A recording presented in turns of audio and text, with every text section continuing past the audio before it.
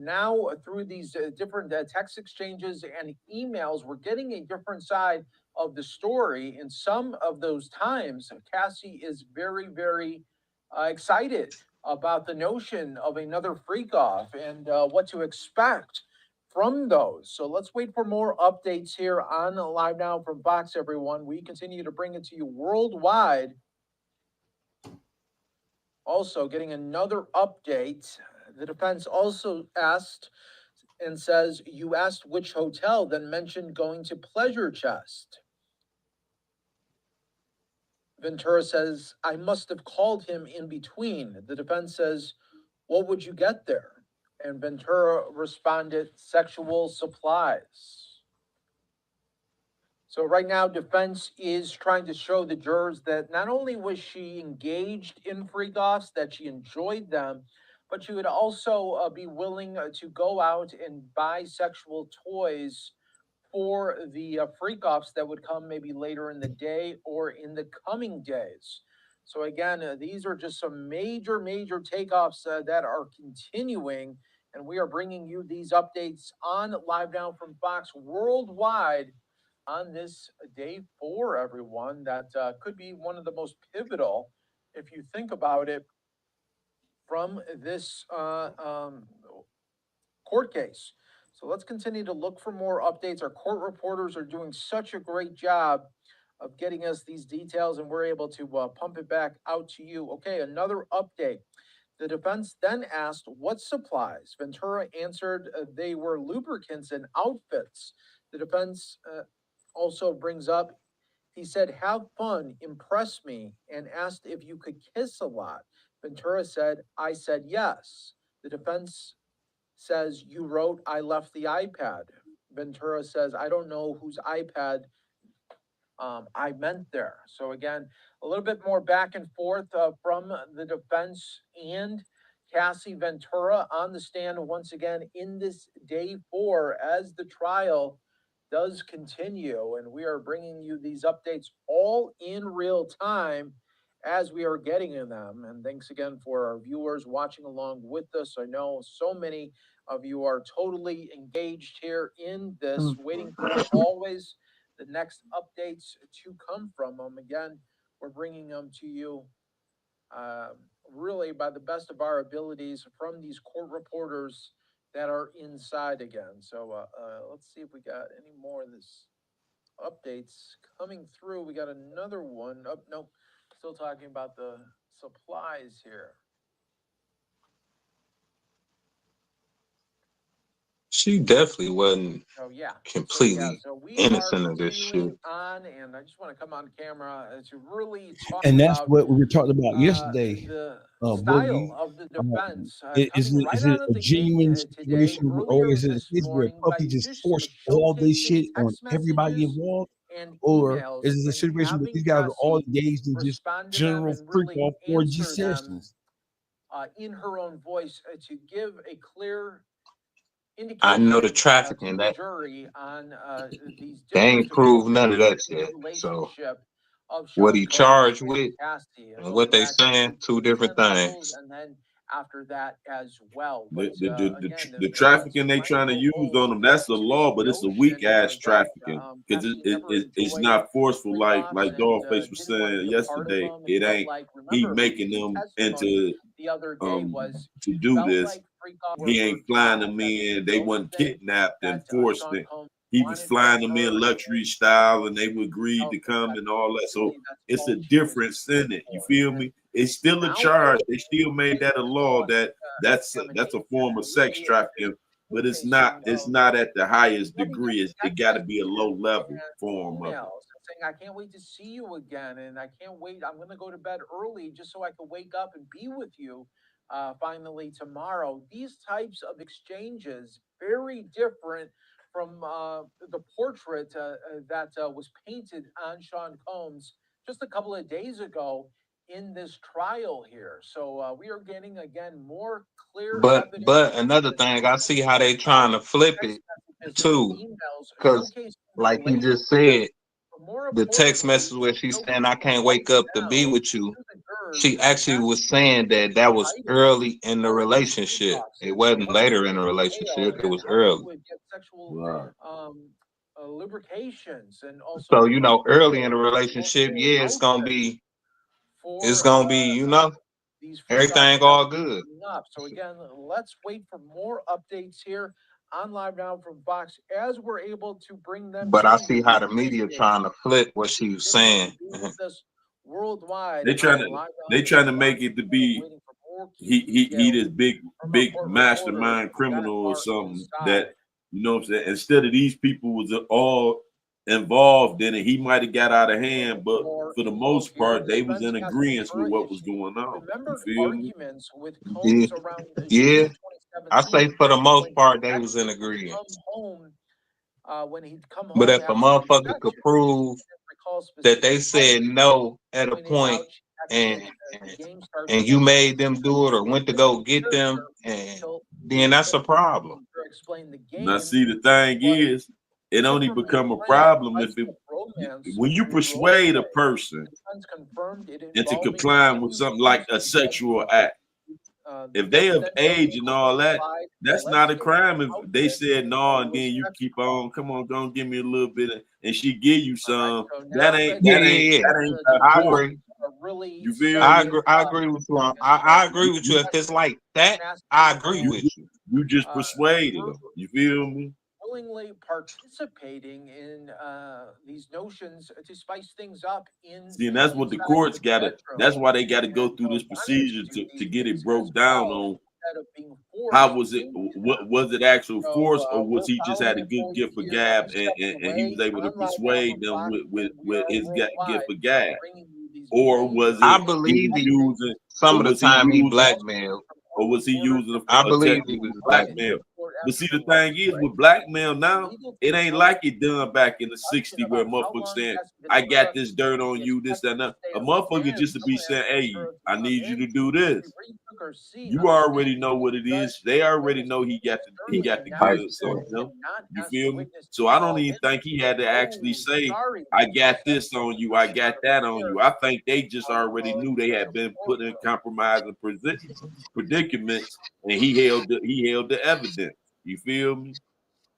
I don't think he had to actually say, I do this, I do that with it.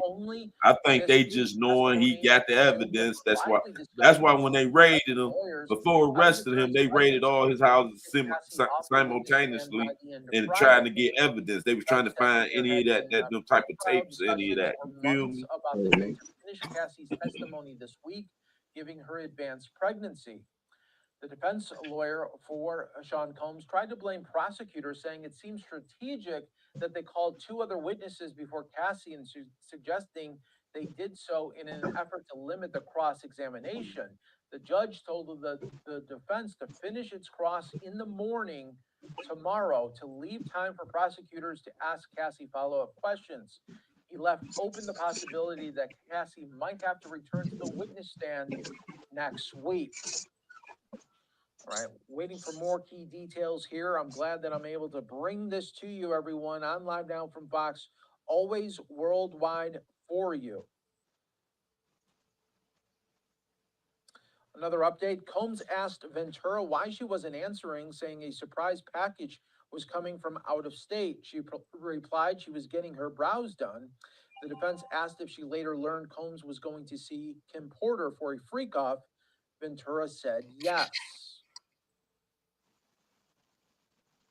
All right. So again, we are finding out a little bit more the notion defense trying to zero in on the swinger lifestyle that Sean Combs had, and we're also talking about how the defense is trying to showcase that Cassie was part of the swinger lifestyle by knowing that he was with different partners, even at the time of during their on again, off again relationship that lasted for about 11 years.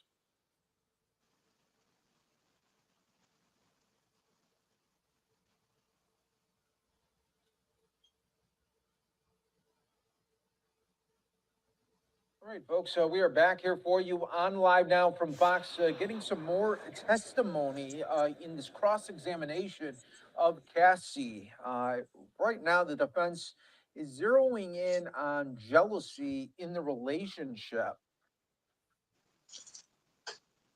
The defense asked if Ventura went to see Combs after he found out about Kid Cudi by checking her phone. She said yes, knowing he was upset and had attacked her before. She added she thought she'd be safer with others present. The judge then called for a break, and now we are back from that break. The court resumed with Ventura and the jury present. The defense noted her affair with Kid Cudi lasted only a month, yet she got a burner phone. Ventura confirmed it. The defense then asked if Mr. Combs kicked her in the back. Ventura replied, yes. The defense also said, later in your relationship, did Mr. Combs bring up your affair with Kid Cudi? Ventura said he brought it up quite a bit. The defense then said, and when you confronted him about the cheating, did he respond by saying, well, you had an affair with Kid Cudi? Ventura said, sometimes. The defense asked if Mr. Combs suspected Ventura was having an affair with someone else in the industry while she was filming in South Africa. Ventura laughs and says yes when she was filming Honey 3. The defense asked about when she saw a photo of him with Gina. She says she got angry. The defense asked Cassie Ventura if she had blocked Sean Combs and focused on the movie, and Cassie said she tried her best. The defense then asked who Combs suspected she was in a relationship with, and Cassie said Michael B. Jordan. The defense asked Ventura if she sent a video to Sean Combs and also to the staff, specifically D-Rock. Ventura said yes. The defense asked if she sent it because she was angry at them. Ventura replied she was hurt and spent all her time with them, and she thought they were in on it. All right, so we are awaiting more key details here on Live Now from Fox. Again, bringing you these updates as we are getting them from inside of the courtroom. Thanks to our great reporters that are continuing to showcase what's happening inside of court right now. We'll continue with more in moments. I wonder who they got cross-examining her. Right, for real. 2016 video that we've all seen many, many times from the hotel here in Los Angeles. So that video evidence is going to be the most powerful. Yeah, that hotel surveillance video now immortalized in a courtroom sketch by the artist there, which I thought was interesting. Back to the settlement, though. We did finally learn it was divulged in court today. Diddy paying Cassie $20 million in the settlement. This was settled within 24 hours. How important of a piece of the testimony was that today? That was obviously a civil suit that was settled between two parties, but it was settled quite quickly. We were speaking at the time that everyone involved in this case who was following it was so surprised that Diddy settled that quickly, and now we know the amount. I was shocked that Diddy settled so quickly and he didn't settle before. So in November 2023, Cassie Ventura was up against the statute of limitations in New York. The state had opened that window for her to file a lawsuit against Diddy. Many of these claims had run their course. They were barred by the statute. But because there was this window to file, Cassie and her lawyers entered into negotiations with Combs, and reportedly, he was only willing to pay $10 million, approximately $1 million for every year of abuse, and she wanted more. The reports at the time were 20 or 30 million. Now we know that number truly is 20 million. Cassie was forced to file the lawsuit to preserve her claims. Combs, of course, settled it the very next day, but it was too late. Lawsuits in this country are public. And once those salacious allegations hit the news media, other people came forward. And now we know there's approximately 100 accusers against Combs. But as far as this case is concerned, Andrew, I think it was important that the prosecution did two things. They brought out really two what may potentially be bad pieces of evidence. The first is the civil lawsuit. This is really not about criminal justice, but this is about money. Yeah. That argument is going to resonate potentially with some of the viewers and some of the jurors. The other key piece of evidence, bad evidence that the prosecution elicited today was Cassie Ventura's own violent outbursts, both respect to Combs himself, but some violent episodes involving others as well, including a young woman that she physically attacked. I think the defense will argue that Cassie Ventura was jealous. She admitted to being insanely jealous and that she was violent. There's going to be an argument both during the cross-examination, which begins tomorrow, but as well as closing arguments that really Cassie was the instigator when it came to many of these violent episodes. Not saying I believe it, Sure. but I fully expect the defense to go in that direction starting tomorrow. Yeah, and you can imagine, I mean, she's 8 months pregnant, the stress this is taking on her, the toll that it is taking while pregnant, while having to testify in this extremely graphic sense. You know, I want to play out some of this sound that we got today. Leaving court was her attorney, Douglas Wigder. He's pretty high profile as far as victims' rights go. So let's just play that. I want to get you to respond to it on the back end. Let's listen to this. Thank you. Sir, how do you think she did? Powerful testimony today. What was the most powerful part of it? Just the whole thing was powerful. And she told her truth. I wouldn't want to be having to do that cross-examination. That's for sure. Are you worried about how she's holding up being pregnant and having to deal with all that stress? It's always a concern, obviously, given that she's about to give birth. But when is she giving birth? In the coming weeks, but I'm not going to give a date, but as you can see in court, she's very pregnant. She's about to give birth, but she's holding up strong. I mean, having to recount what happened during those 10 years and beyond, and talking about her contemplation of suicide, really just very powerful. What do you think really is the part that got you? It seemed like she really talked about their love.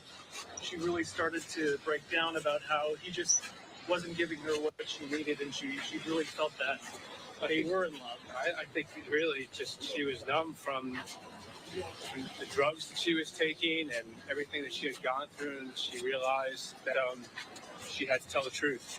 And she told the truth in November 2023 when she filed her civil complaint. She revealed that she settled that case for $20 million. Were you surprised that she did that? No, that's a fact. And now she's here in court to tell her truth here. So, as I've said before, we have great faith in the jury system. We're going to let the jury decide, obviously, Mr. Combs' faith, but today was just a powerful day. Thank you. Thank you very much. Thank you. Alex, he looks not that great. Okay, so there you have it. That's Douglas Wigder, the attorney representing Cassie Ventura. Nima Romani with me still. Nima, your just thoughts. I know there wasn't that much there from her attorney, but Doug Wigder, he means business. He's a big deal, is he not? He is. He's one of the best plaintiffs' lawyers in New York. And maybe it's the former prosecutor and me and current plaintiff's lawyer here in Los Angeles. I might be a little bit biased, but I agree with Doug. It was very powerful testimony. So yesterday we heard really those graphic and salacious facts, the throwing up, the urine, the blood on the bed sheets. And we heard more of that today. We heard that Cassie Ventura was forced to participate in these freak-offs hundreds of times, even when she had UTIs. So many UTIs that even normal antibiotics like Cipro wouldn't work. And then she talked about a whole lot of UTIs. Illegal drug use to disassociate and how she would like to use Real. ketamine to just, give Combs what he DC wanted. Black's supposed to but work with you, not man. DC Black's really tapping in. be there when she was going through the Tell DC motions Black of to these join. freak-offs. And then she talked DC about Black's her tap in, bro. prescription drug addiction. Send them And the she link. wanted See to you walk right into now. traffic and kill herself. Now Yeah, she's nigga. in rehab and DC going Black, you know you trauma part of this. therapy. So Yeah. she really broke down today on the stand. She cried before, but today was, I would say, the most emotional moment when she was talking to her mother about the physical abuse that she suffered. So I agree with Doug. Very powerful testimony. But as we've discussed, Andrew, this case is going to come down to cross-examination. The direct examination really doesn't mean a whole lot. We know and we expect Tenny Garagos to come after her pretty aggressively starting tomorrow. And this case may come down entirely to how well Cassie Ventura holds up on cross Thursday and Friday. So let's talk about that cross and the strategy the defense might take. What they use from the last 2 days tomorrow, do you think, in the testimony? I think we'll see some of the things that they raised in opening, that Cassie chose to stay with Combs and she said that she loved him. I expect to see words of affirmation and loving text messages. She didn't leave, and many abuse victims do not leave. So this is something that the government anticipates. They have an expert witness who's going to testify to this, but this is all going to play into the issue of consent, that Cassie Ventura participated in these freaky sex acts because she enjoyed it and she loved her partner. That's going to be the argument. The second, of course, is going to be the violence that we talked about. That's going to be a big area of examination tomorrow. So, Nima, if you're one of the 12 jurors who may or may not know that point you just raised, that victims of domestic violence, they don't always leave, they can't leave sometimes. But if you're one of these jurors who might not grapple with that question, how are you to make of that? Do you think some of these jurors might be thinking to themselves, well, why didn't Cassie just leave? I think that is a fair question and a question that a lot of the jurors will have. A lot of the more conservative jurors, especially female conservative jurors, maybe asking themselves, well, why did you even put yourself in that situation? What did you think when you were dating, a rich and famous entertainer, a rapper, a bad boy? Did you think that, it would be a different type of relationship? And they may say, I would never A bad boy. in that situation. Look, and we've seen this same argument in other cases like Weinstein and cases involving sexual abuse, where people will say, you know what? If you truly did not consent the first time you were raped, why did you go back? It's really because you love the lifestyle, you love the glitz and glamour, you love the individual. Not saying I agree with it, but this is a very compelling argument and the best argument that the defense has in this case. That Cassie consented to all of this, and any violence was because she initiated. So I think that's what Combs is going to argue here through his defense lawyers. All right, Nima, just last point on this. She said today on the stand, quote, I feared for my career. I feared for my family. It's just embarrassing. It's horrible and disgusting. No one should do that to anyone. You're alluding to the fact, or at least intimating, that those words could kind of be twisted tomorrow, spun, and used against her by the defense, right?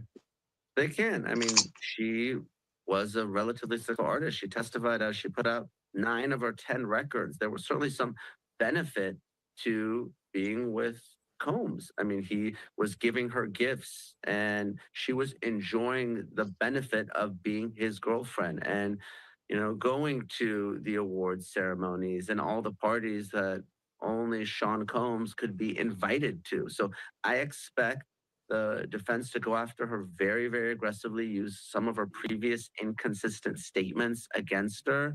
And we're going to see if she holds up. I mean, it's going to be very, very dramatic tomorrow, Andrew. Probably the biggest day of trial so far, and certainly maybe the biggest day of the entire trial will be Thursday. All right, Nima Romani, we're going to leave it at that. So does all that equate to all that? So because she enjoyed the lifestyle, does that mean that she was okay with all the freak off shit? Or are we hearing anything that tells us that she was not into any of this? Puppy forced his entire lifestyle on her. Continues. Man, ain't nobody trying to suck. She ain't trying to suck all that dick with warts in her mouth, man. Cross-examination has everyone really zeroing in on this cross-examination. Some of this, for 4 days straight. Some things she was with though. Jurors lean forward in Yeah, some things she was with, and some things she wasn't. Messages in front of the jury box. Shit, like it's things that's self-explanatory. That's like, man, even if she was with it, she wasn't with it that day. He wouldn't even let the motherfucker heal up. Appeared curious and quizzical, some looking at Cassie or jotting notes. One man fell into a routine, peering at each message on the screen and then looking up at the defense attorney as she asked Cassie about them. Some jurors appeared bored only when the courtroom fell silent for minutes at a time while Cassie reviewed lengthy text exchanges before answering questions. So let's go back to just earlier today, and then we'll get you caught up as we're getting more info coming in. Cassie was questioned about her feelings towards Combs. The defense began cross-examination by asking about their relationship. Cassie responded to a series of questions. You and Sean were in love for 11 years. You loved him and believed that he loved you as well. Yes, Cassie replied. The defense also asked, your love of Combs explained why it hurt so badly when he lied. Cassie replied, yes. When he cheated on you, the defense asked. Yes, Cassie replied to that one as well. The defense began the day by questioning Cassie in a gentle tone of voice. It's notable because so many cross-examinations can begin with efforts to unsettle and agitate a witness. The defense's approach was quite the opposite. Defense introduces their love text. Prosecutors objected to it at first. The first exhibits introduced by the defense are messages exchanged between Combs and Cassie in the early years of their relationship. In one, Combs writes, I'm truly a lucky man. Cassie writes back, I'm a very lucky woman. Love you so much. Prosecutors are objecting frequently to exhibits introduced by the defense. The judge is rejecting many of the objections, appearing to be giving the defense some breathing room in the early stages of the examination. I love you so much, it makes me cry was another message. The defense is confronting Cassie with loving emails and text messages she and the hip hop mogul exchanged early I on. don't know. I'm one convinced 2008 email, Cassie told Combs she was a that lucky Diddy woman. told his I love you defense so team, much, she wrote don't after yell Combs at her. thanked her for flying to Atlanta to be with him. In 2009, a message sent when Combs went by the moniker Puffy, the rap star told her, I love you so much, it makes me cry. Cassie replied, you hungry, Pop Pop? She testified that Pop Pop was a nickname she used for Combs while he But sometimes they called going her easy on her. baby girl. He said no, to which Cassie told him to let her know if he changed his mind. In April of 2010, Cassie told Combs, going to sleep now so it can be tomorrow faster and you can be home. Love you. Combs replied, love my baby.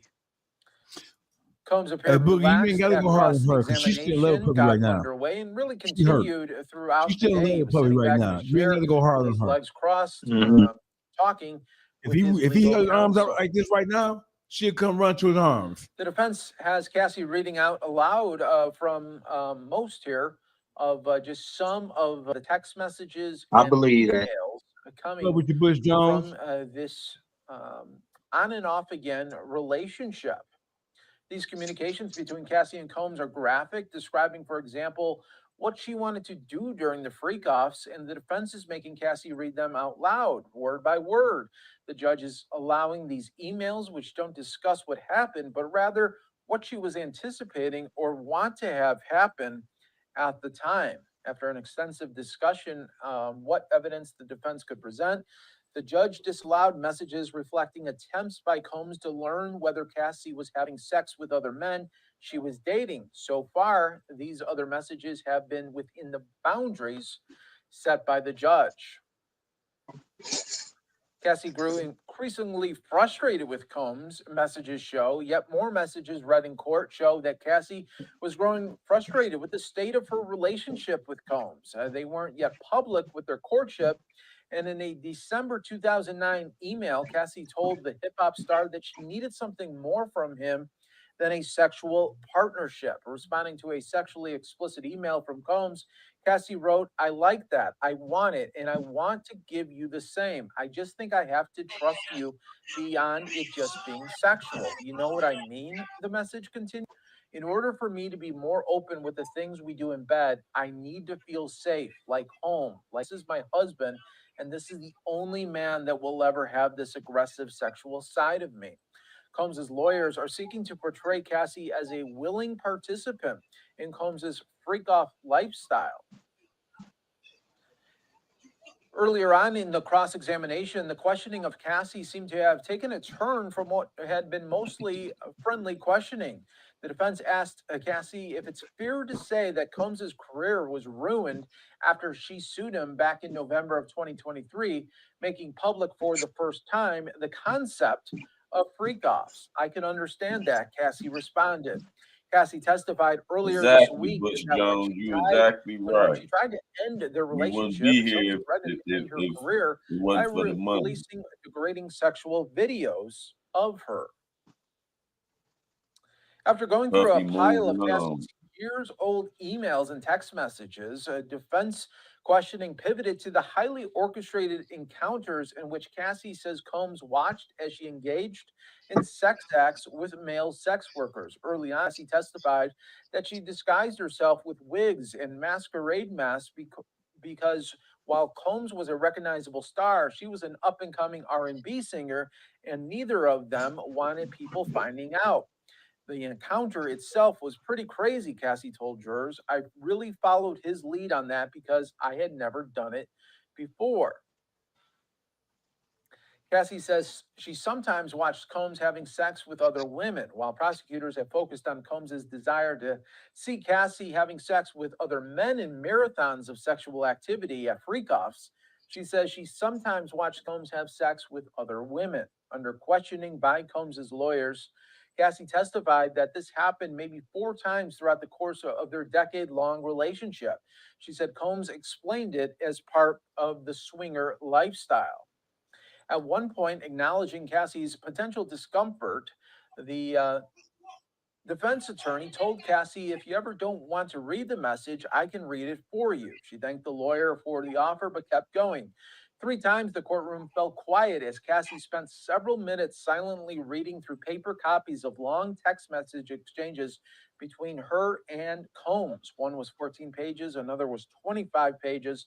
A third exchange was 8 pages. Cassie wanted to familiarize herself with these threads before being asked questions about them. Defense lawyers made it clear before the trial that they intended to label a lot of Combs' sexual behavior as reflective of a swinger's lifestyle.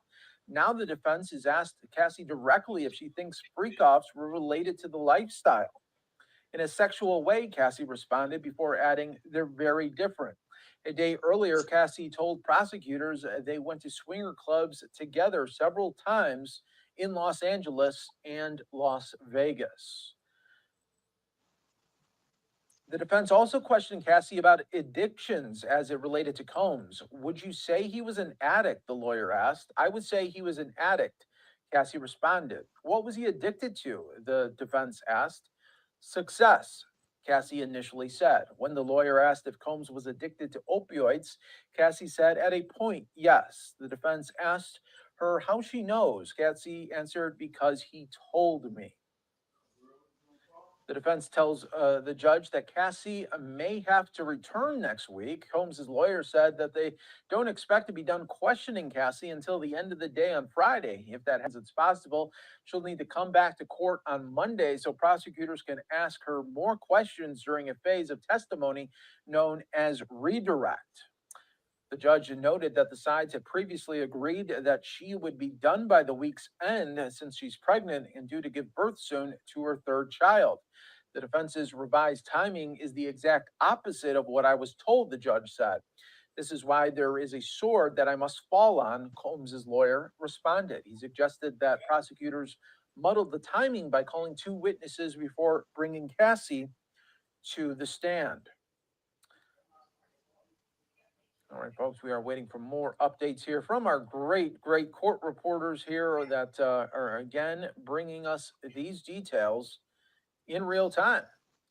Also, new update here. Cassie expresses occasional frustration during cross-examination. Cassie has been exceedingly polite through her cross-examination, smiling at Combs' lawyer, but she has expressed occasional frustration, sometimes asking the attorney to rephrase or repeat her questions or to provide more context that could help her answer. At one point, Cassie complained that jurors weren't hearing the full context of the text messages the defense was highlighting. This isn't about what I feel is relevant right now, right? Cassie said, glancing at the judge, because there's a lot we skipped over. Once the defense is finished, prosecutors will have a chance to ask Cassie more questions and give her opportunity to provide any context she says may be missing.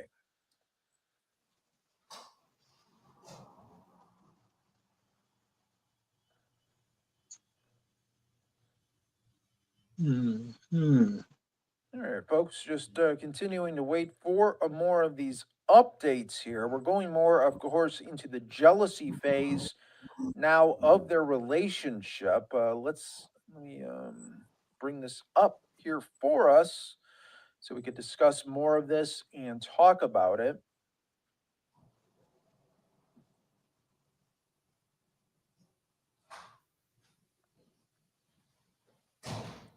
The defense also asked Ventura about the eyebrow gash incident. Ventura said it happened because she didn't answer the phone and went to sleep when she was supposed to be packing for a trip. The defense asked if Sean Combs was inebriated. Ventura said she couldn't remember.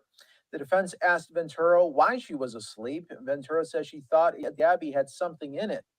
The defense asked if Sean Combs ever abused her while drunk, and then he didn't remember it. Ventura says yes. The defense asked if she felt he wasn't taking responsibility. Ventura says yes. The defense asked if they both went to rehab for drugs. Ventura said rehab wasn't really part of their relationship. The defense asked if the freak-offs were a chance to take drugs together. Ventura says yes. The defense asked if she went to Burning Man a lot, and Ventura said yes. The defense also asked if they ever called themselves get high partners. Ventura said yes. The defense also asked if she took drugs from him without his knowledge. Ventura said yes. The defense also asked how he reacted. Ventura said he was explosive. The defense asked if he told LA dealers not to sell to her. Ventura said yes. The defense also asked if Ventura told Ms. Coram that she only learned afterwards that Mr. Combs had dangled Mrs. Bonglin off the balcony. Ventura said she wasn't sure. The defense then asked if she was on drugs at the time. The defense asked Ventura if she got a life coach for her drug use, referring to a document. Ventura said she didn't know who that person was. The defense asked if she was using a lot of drugs. Ventura admitted it was a rough time and she was using a lot of drugs. So again, we are following this for you every step of the way on Live Now from Fox. Again, bringing you these updates in real time.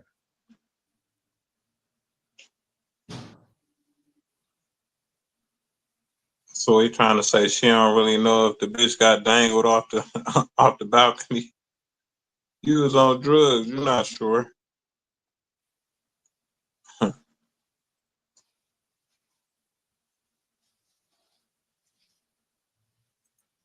I think Puffy might be walking on this case.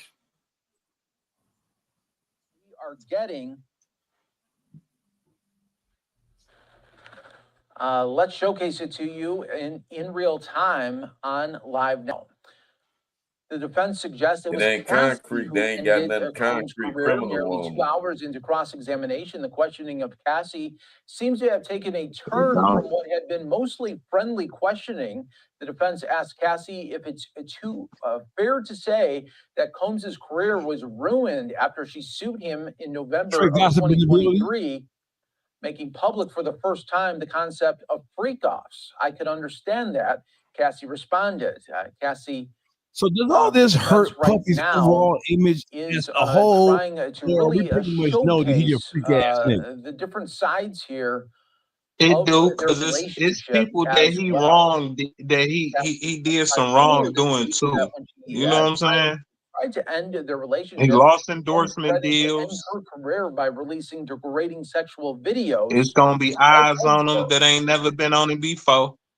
I want to read off just some of the exchanges right now from inside the courtroom that we are getting from our great court reporters as well.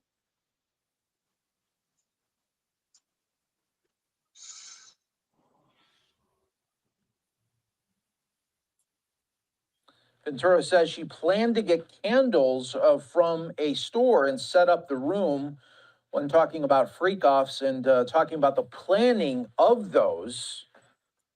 The defense asked if she knew Combs would record her again. The judge stopped that questioning after an objection. The defense then points out Ventura asked if he had any pills.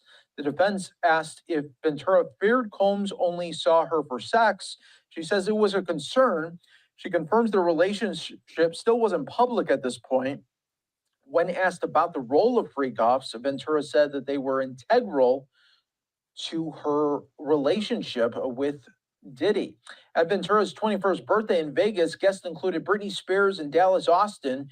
She says they came for Sean Combs. The defense calls her beautiful.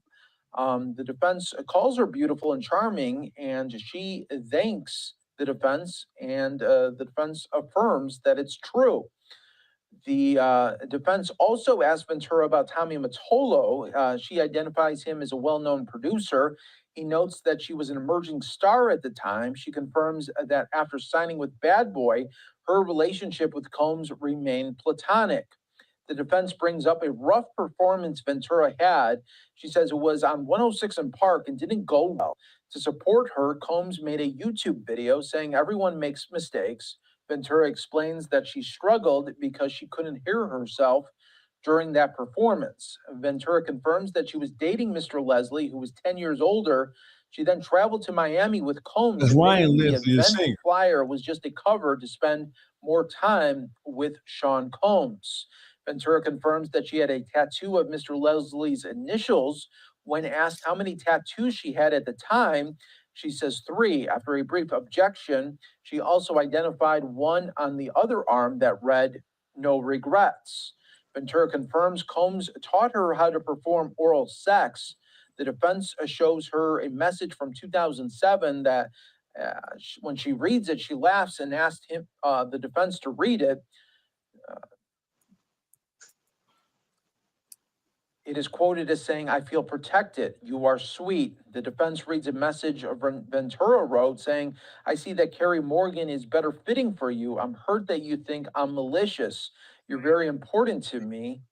And then it's signed by Cass. She laughs and explains it felt like a journal entry expressing her emotions at the time. The defense brings up Carrie Morgan and asks if Ventura believed Combs was attracted to her. Ventura says she thought so early on, but the issue didn't really continue. She adds that Carrie was just always around them.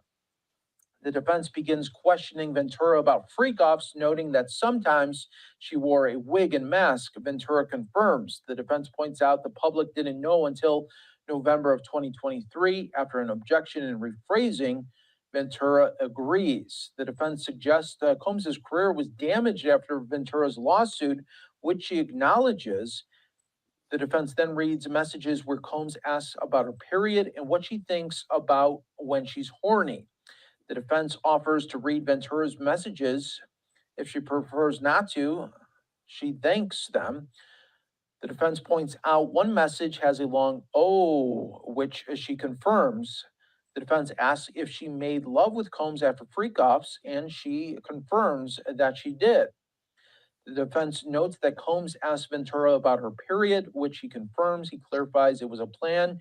The defense clarifies that it was a plan to clarify when they can meet for sex. She agrees it appears that way. She also confirms watching him with another woman 2 or 3 times. The defense asks if Ventura and Combs discussed the swinger lifestyle. She replies that no one really talks about it. She admits that she kept the freak-off secret from friends and says his assistants helped with the planning of these freak-offs. The defense asked if Ventura would recall an assistant entering during a session with an escort. She says not necessarily. She was high. When the defense notes she doesn't remember much, she responds that her privacy was often invaded in the relationship. The defense refers to a July 2012 message where Ventura told Combs, "I'm horny and bored," asking if it was after a freak off. Ventura responds that there are a lot of texts being referenced. So, continuing to talk about the timelines right now from these freak offs, as well as a little bit more about the relationship with Sean Combs and Cassie. Cassie says she sometimes watched It's Combs have always high. sex with Yeah, other she was talking women, about she while already dig prosecutors have focused on Combs' it. desire to see Cassie having sex with other men in marathons of sexual activity. She says she sometimes watched Combs have sex with other women. Under questioning by Combs' lawyer, Cassie testified that this happened maybe 4 times throughout the course of their decade-long relationship. She said Combs explained it as part of a swinger's lifestyle. As the defense team and Cassie read aloud steamy text messages See that the that? hip-hop That's mogul where and he R&B got him star at. He wrote he together had her. back in July of She was 2012, indulging Combs in the appeared swingers relaxed at the lifestyle. This defense was table, swingers sitting do. back in his chair Feel with me? his hands folded before him and his legs crossed. Cassie said, "I definitely didn't want anyone to know about this. After going through a pile of Cassie's years old emails and text messages, defense questioning pivoted to the highly orchestrated encounters in which Cassie says Combs watched as she engaged in sex acts with male sex workers. Early on, Cassie testified that she disguised herself with wigs and masquerade masks because while Combs was a recognizable star, she was an upcoming R&B singer, and neither of them wanted people finding out. The encounter itself was pretty crazy," Cassie told jurors. "I really followed his lead on that because I had never done it before." So she was Also, in willingly today's playing roles with cross-examination, him. Cassie grew increasingly frustrated with Combs' messages do show. Yet more messages read in court show that Cassie was growing frustrated with the state of her relationship with Combs. They weren't yet public with their courtship, and in December of 2009 email, Cassie told the hip-hop star that she needed something more from him than a sexual partnership. Responding to a sexually explicit email from Combs, Cassie wrote, "I like that. I want it and I want to give you the same. I just think that I have to trust you beyond it just being sexual. Do you know what I mean?" The message continued. "In order for me to be more open with the things we do in bed, I need to feel safe, like home, like this is my husband, and this is the only man that will ever have this aggressive sexual side of me." Combs's lawyers are seeking to portray Cassie as a willing participant in Combs's freak off lifestyle. And again, earlier, the defense has Cassie reading her sexually explicit messages for the jury. The sexual events Combs stage dominated much of the testimony from Tuesday and Wednesday. Now that the defense is asking about the subject and displaying text messages to the jury in an apparent effort to show Cassie's enthusiasm for them. The defense is reading Combs as part of the email and text exchanges and having Cassie recite what she wrote to him at the time. "When do you want to freak off?" LOL, Combs asked in August of 2009. "I'm always ready to freak off," she replied. 2 days later, Cassie sent an explicit message to Combs where he said, "I can't wait to watch you. I want to get you real hot." She replied, "Me too. I just want it to be uncontrollable." Let's continue to get more updates here on Live Now from Fox as really so many of you are continuing to follow along with us and getting these updates all in real time from the great court reporters that continue right now inside of the court. Let me just read out a little bit more here that we are getting. During proceedings, the prosecution requests Ventura be allowed to read the full document. The judge asks how many pages it contains. The defense says 8. When the prosecution notes there's no copy for the witness, the defense says those displayed on a screen, not visible to the public. So right now, it looks like they're referencing more text messages, or emails, and it looks like it's about 8 pages long, that is not going to be in the public view.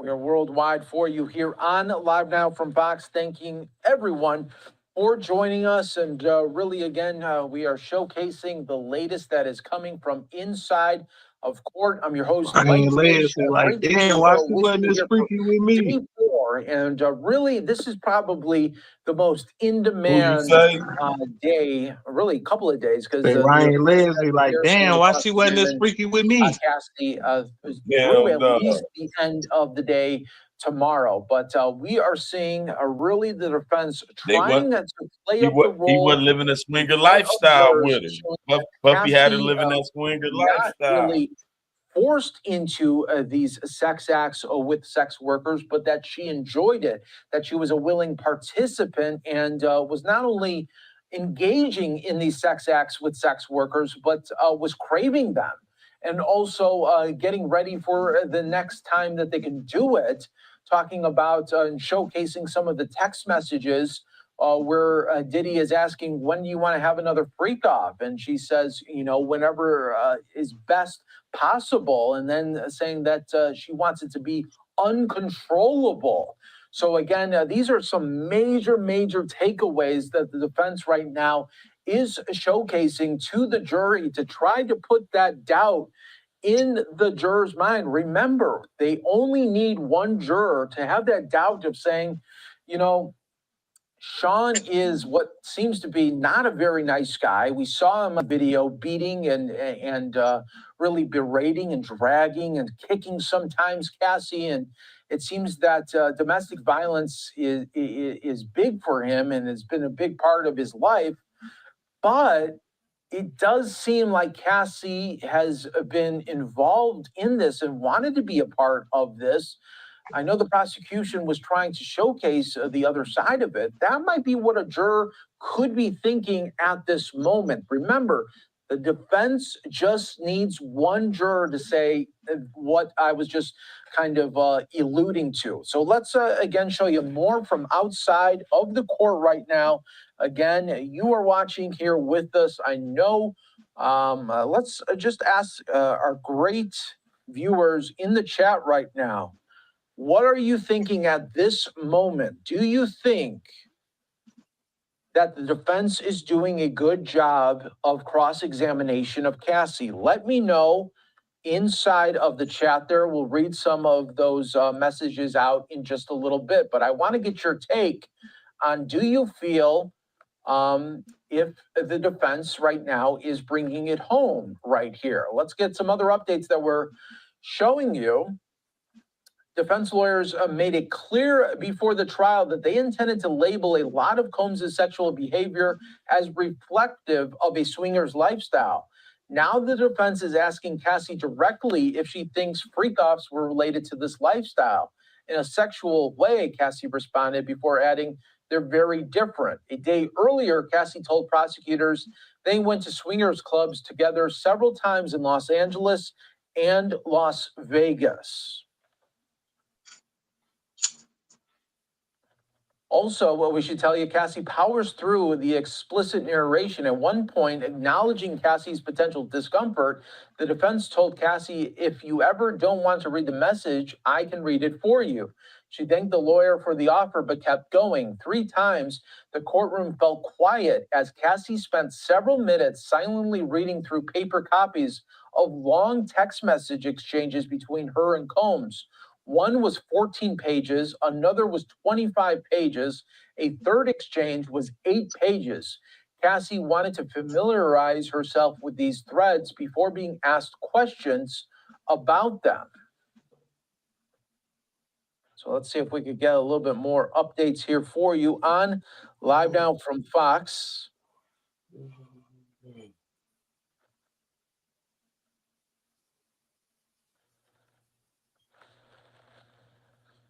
See what we can see here from the court reporters right now inside of the courtroom here. And again, just reading out what they are bringing us, and really all of the updates that they are little tidbits are great because we're able to pass them along to you.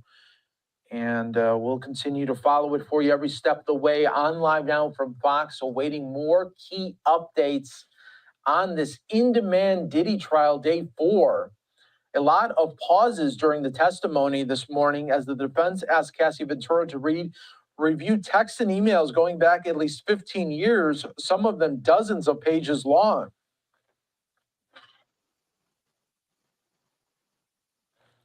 The defense confronted Cassie Ventura with a message that she sent to Sean Combs about particularly enjoying the portion of a freak-off where she had sex with a male escort. I like those times, Ventura wrote. I love when we make love after. The last time was so good. Messages like these could support the defense argument that Ventura consented to all of her sexual activities with Combs, including freak-offs and group sex sessions that prosecutors contend she was told to and forced into. The defense might also suggest to the jury that Ventura changed her attitude about the freak-offs when she saw an opportunity for a payday.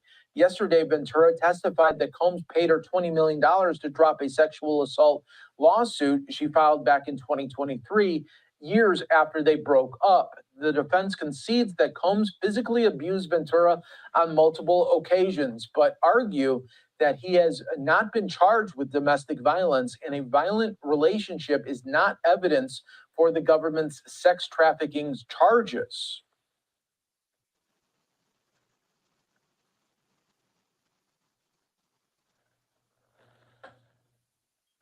Awaiting more key updates here on Live Now from Fox that we're able to pass on to you. We are going to keep you updated as we get more information. Stay right here with us.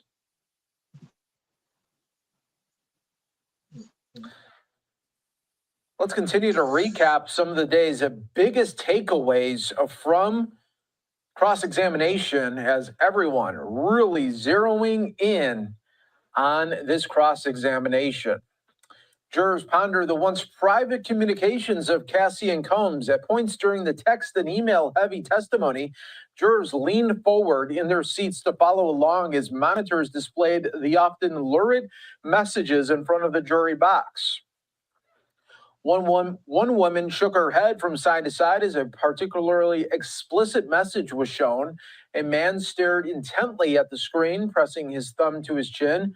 Other jurors appeared curious and quizzical, some looking at Cassie or jotting notes. One man fell into a routine, peering at each message on the screen and then looking up at the defense attorney as she asked Cassie about them. Some jurors appeared bored only when the courtroom fell silent for minutes at a time, while Cassie reviewed lengthy text exchanges before answering questions. So let's go back to just earlier today, and then we'll get you caught up as we're getting more info coming in. Cassie was questioned about her feelings towards Combs. The defense began cross-examination by asking about their relationship. Cassie responded yes to a series of questions. You and Sean were in love for 11 years. You loved him and believed that he loved you as well. Yes, Cassie replied.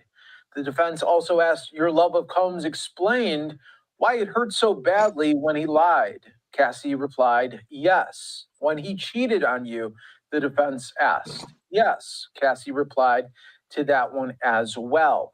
The defense began the day by questioning Cassie in a gentle tone of voice. It's notable because so many cross-examinations can begin with efforts to unsettle and agitate a witness.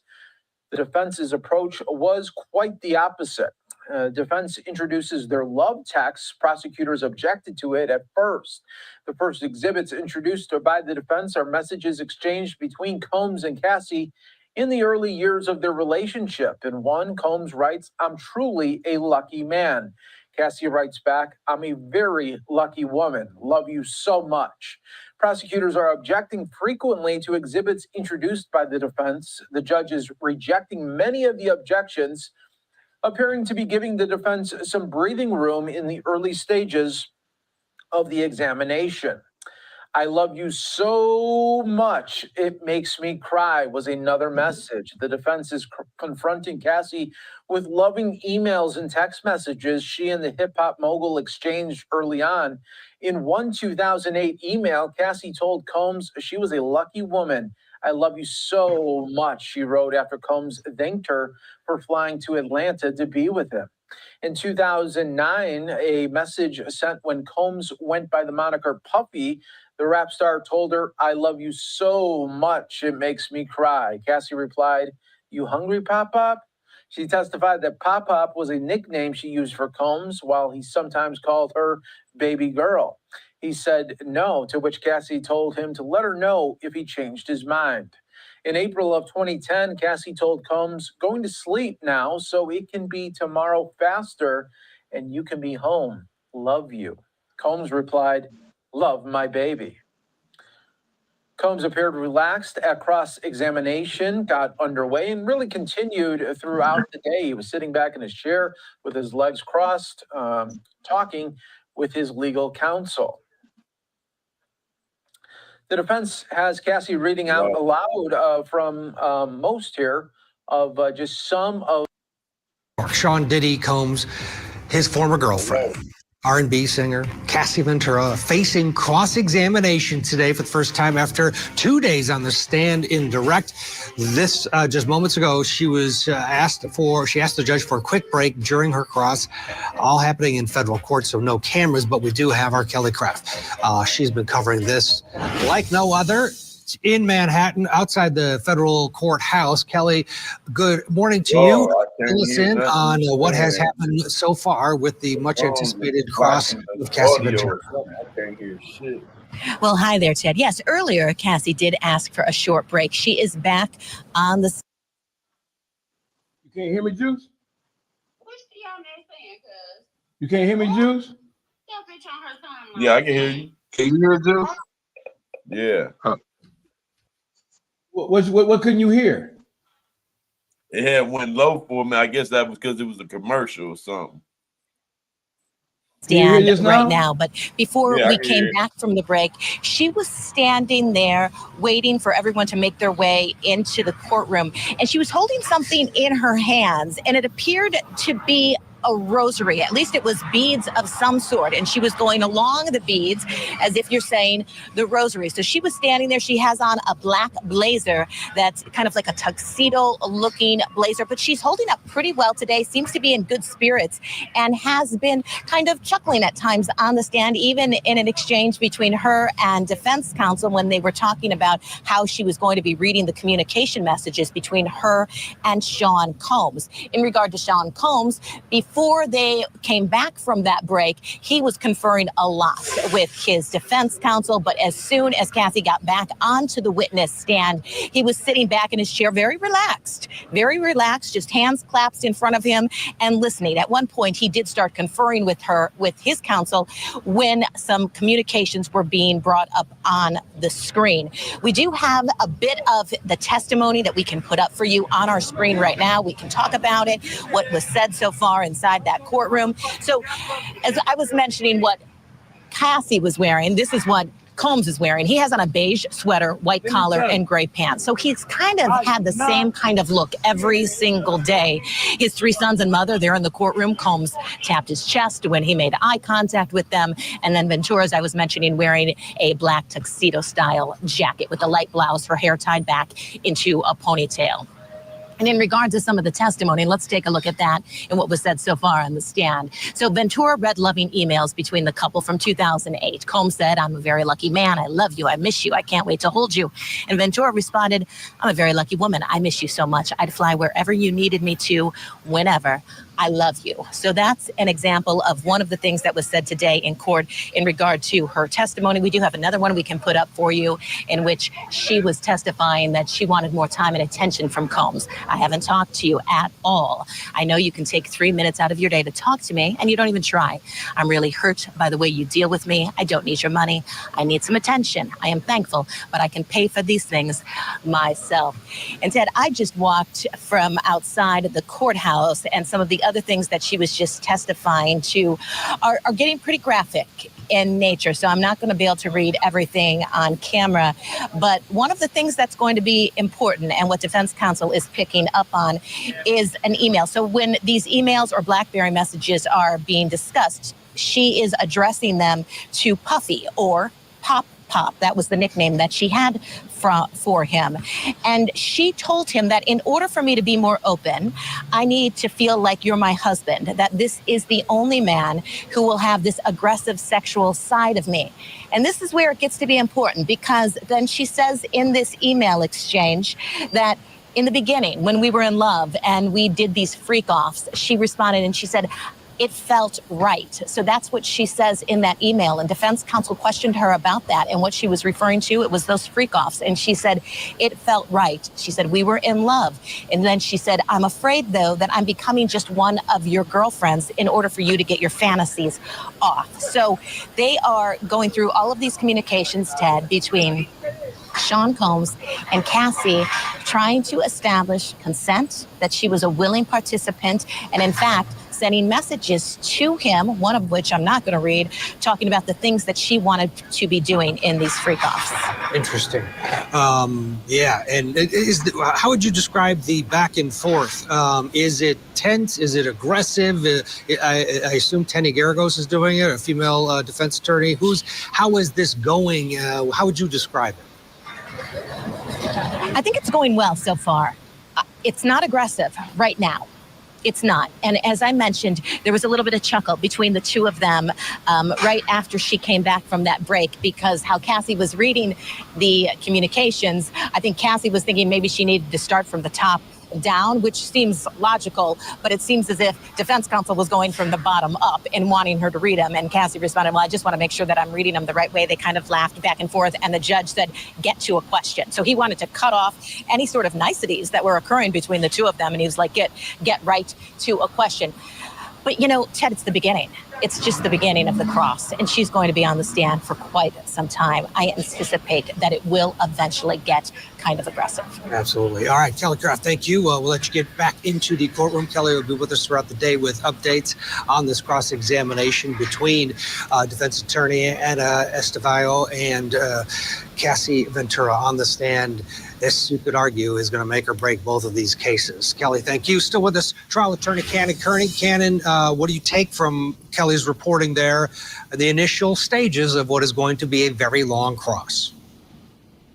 Well, Ted, I would say first and foremost, the witnesses' initials are CC. And I found that was very uplifting, because two words that are very credible now are credibility as well as character.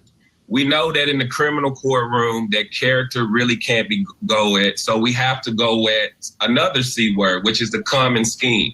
And Cassie is here to show that Mr. P. Diddy had a common scheme of soliciting prostitution, of racketeering, of doing all of these things. However, her credibility is now on the line. So the defense wants to show that she's a violent person, that she's a drug user, that she's someone who could be a quote unquote gold digger. Well, the prosecution is doing the exact same thing against Mr. P. Diddy by showing that he's someone who's aggressive.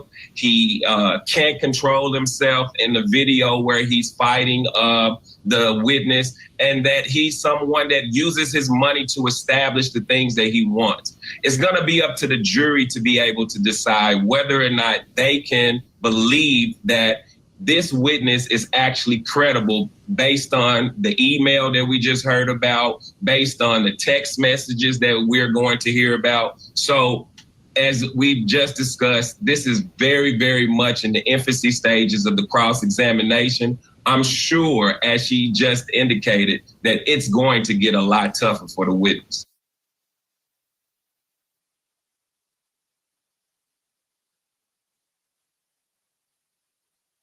The prosecution's star witness taking the stand, but it was more than that. It was how Cassie took that stand. You could hear a pin drop when those doors opened, and a visibly pregnant Cassie Ventura walking past a man she had not seen in 6.5 years, a man she says violently abused her for a decade. A man the prosecution said trafficked her. Well, she sat across from him, placed her overcoat behind her, turning her body slightly toward the jury, rubbing her pregnant belly throughout her testimony. Diddy, well, he was more fidgety than he was the day before. He was passing notes. He pushed himself away from the defense table and largely sat like that. They never seemed to make eye contact with one another, not even after she was crying about having loved him once and planning and participating in these freak-off sex parties because she feared him and she wanted to make him happy, but feeling worthless, feeling disgusting because she didn't want to do it. Now, with each moment, the testimony became more and more graphic. Her delivery, though, it never changed.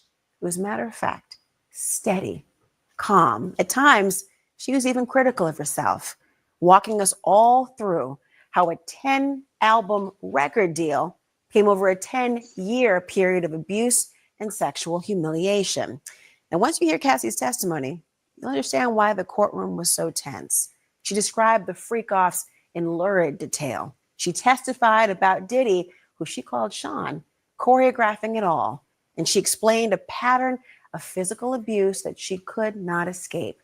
Cassie told the jury about one freak-off at a hotel where Diddy told her to get into an inflatable pool. Now she sound like with she's warm speaking for baby Cassie oil. and shit. Prosecutor asked, what concerns did you have about not getting into the pool with baby oil? Cassie responded, quote, that, amongst other things, just his temper.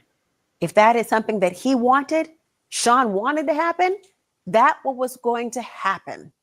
There wasn't another way around it. Now, Cassie claims that Diddy controlled everything about her life and his staff helped him do it. She also says all aspects of the freak-offs went through Diddy for approval, from how he directed her to finding escorts, at times from Craigslist, to her appearance and what she wore, and even what happened during the encounters with the other men. She testified, quote, every freak-off was like directed by Sean, like he knew specifically where he wanted everyone to be, the lighting and such. Cassie says the freak-offs made her feel disgusting, humiliated. She says she took all kinds of drugs to numb herself and disassociate. And she testified Diddy frequently got physically abusive. One of those times was during a 2016 incident at a California hotel. This video. Cassie says she was in a freak-off with Diddy and an escort just a couple of days before her first big movie premiere. And she claims Diddy gave her a black eye, and all she could think about was getting out of there safely. So she ran out while Diddy was in the shower, she says. The prosecutor asked, quote, how many times had Sean thrown you to the ground like that before? Cassie responded, too many to count. I don't know. Cassie was also asked if there were occasions when she tried to fight back when he would hit her. She said, no. Cassie's testimony, it's far from over. She'll be back on that stand tomorrow. And her lawyer, though, says she's feeling good after today. How do you feel after today? It's not for me to decide how we feel. It's up to the jury. But we're very confident. How's Cassie doing after it all? How is she feeling? I know it must have been a lot to kind of recount all the experiences. It was a long day. I'm just super proud of her. Let's start off with CNN's Kara Scannell, who has been covering this case from the very beginning, and she was in the courtroom today, virtually a front row seat. Kara, tell me, how did the testimony come in? How were these freak-offs orchestrated? So Cassie kind of walked the jury through what her role was in the freak-offs and how she said that Combs had choreographed them. He was the director in charge. And what she described was that these freak-offs lasted from 36 to 72 hours. The longest one, she said, lasted 4 days. And through that period, she said her role had evolved from initially Combs setting up the first one to then it becoming essentially her job. These freak-offs, she said, were occurring weekly. And what she was responsible for was finding these escorts, using Craigslist, some of these other escort services, helping them travel to certain locations from Miami to Ibiza, to New York, to LA, to Las Vegas. And that she worked with Combs's business travel people in order to move people around, saying that they would project that they were potential employers and getting them to move. But she said that he had everything to do with what she was wearing. She said she would buy outfits from sex shops and see which one he wanted her to wear. And then inside the actual hotel rooms, their apartments where the freak-offs took place, she said that Combs was in charge of lighting. It began with candles. It then moved to studio lighting, that he was directing how they moved from each action of each sexual act in these freak-offs, and even the amount of baby oil that they were wearing. She said that he wanted them to be glistening, and so he would often encourage them to put on more baby oil. And then the drug use. Part of that testimony, she said, was that she had engaged and used numerous drugs, including ecstasy, GHB, ketamine, cocaine, marijuana. And the prosecution showed text messages where before a freak-off, she is texting Combs asking, which colored pill do I take from your Louis Vuitton med bag? And he directed her which one to take. It was astonishing to have all of this come in and the tempo with which she spoke, the jury in this room leaning in at times to hear more information. She also described what she feared most about defying him. Right. I mean, she walked through what the range of these fears were, from physical to just if she upset him, he would take away her phone, her car, limit her access to her apartment. Sometimes that was done by him, sometimes through members of his staff, some of his security team. She also was testifying that, these physical threats. One thing that stood out to me that she said was if she made the wrong face, the next thing I knew I was getting hit in the face. And she said he controlled almost every aspect of her life. He gave her essentially busy work, a to-do list, so he would know what she was doing at all times. If he couldn't reach her, he was incessantly texting her until someone went and checked to see where she was. She also said that he controlled her appearance. Sometimes he didn't like her hair. He wanted her to dress sexy, sometimes a tomboy. He wanted her nails to be white, she testified, especially during the freak-offs.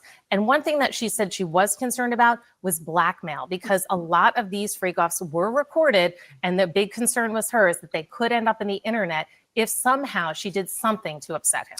We're just a half day into this testimony. There's so much more. And the jury was shown that now infamous 2016 hotel surveillance video for now, a fifth or more time today.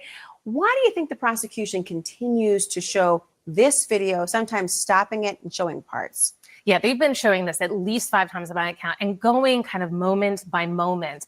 And I think what they're trying to do here is they've charged Combs with sex trafficking by force and coercion. And part of that force is physical violence and the threat of physical violence. I mean, this is why Combs's lawyer has called this probably the most important piece of evidence in this whole trial, because that is how the prosecution will want to show the jury that there was violence, that it was real. You can't distinguish this. They're not denying this happened. What Combs' lawyers is trying to tell the jury, though, that this is not evidence of sex trafficking. It's evidence of domestic violence, which he owns, but they're saying it is a very different thing than what he's been charged with.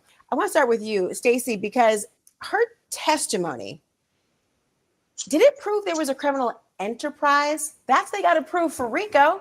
Right. So I look at her testimony today as domestic violence on steroids.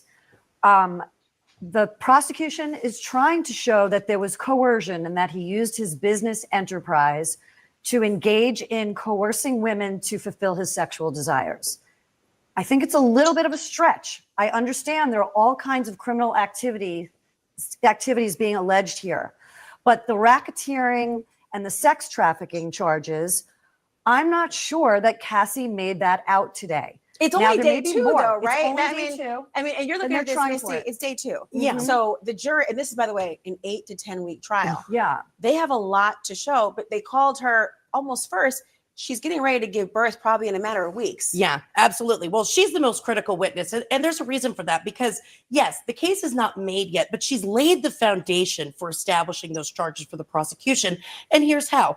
With respect to sex trafficking, we heard about the power dynamic, that he was always in control. We heard about stomping, kicking, hitting, all of these physical acts to get her to comply, psychological abuse, blackmail. That's where we get our force, fraud, and coercion.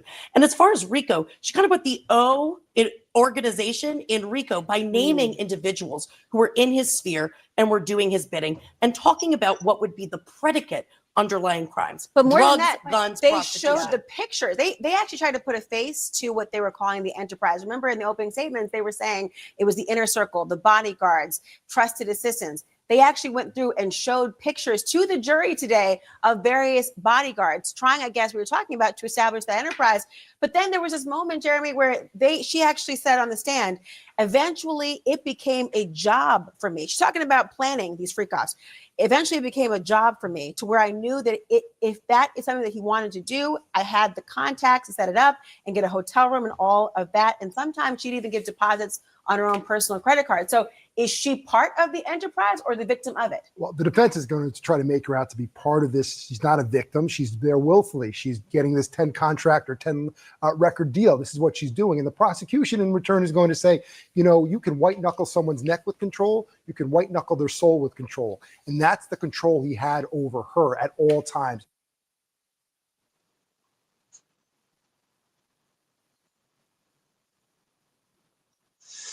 The ex-girlfriend of Sean Diddy Combs is back on the stand for a second day in the music mogul's criminal trial. Cassie Ventura shared shocking allegations of abuse during her testimony yesterday, and she also gave graphic details on the so-called freak-offs and then broke down in tears when asked about how she felt about the alleged events. Ventura said they made her feel disgusting and humiliated. Combs has pleaded not guilty. The prosecution's star witness taking the stand, but it was more than that. We are doing our best to be respectful of what is happening in that courtroom, but also at the same time relaying the proper information to you. Elizabeth, I know my time with you is limited. I know you have to go back in there. So I want to ask you real quick, what were the highlights of the cross-examination? And also, what is the tone by which the cross-examination is being done? Is it combative back and forth? That's the thing we can't get from the transcript right now. Yeah, as far as the cross-examination goes, for the most part, it seems very casual. We were thinking that it might be aggressive, it might be combative, but for the most part, Cassie has been very forthcoming in answering these questions. She's showing, Ana Maria Estevao is showing her text messages and email chains and BlackBerry messages from 2007, from 2009, where Cassie is confessing her love to Diddy, or she is asking for a freak off, or she's, asking, about just more intimate details from her relationship with him. Because to your point, Jesse, a lot of this stuff, a lot of some of these messages that we did see in court today were very graphic in nature. And so, the questioning was starting out about the relationship between the two, when it first started out and around that 2007 time period, around that 2009 period, that's when the questioning at the beginning of it kind of all started. And you would think that would be, an aggressive moment or a combative moment, especially as you're seeing messages that say, I'm a very lucky woman, I miss you, and I'd fly wherever you need me, I love you. And then you see Diddy respond, I love you so much, it makes me cry. And then Cassie writing back, you hungry pop. But I'm thinking, just from my perspective, that around those time frames, she was still relatively young.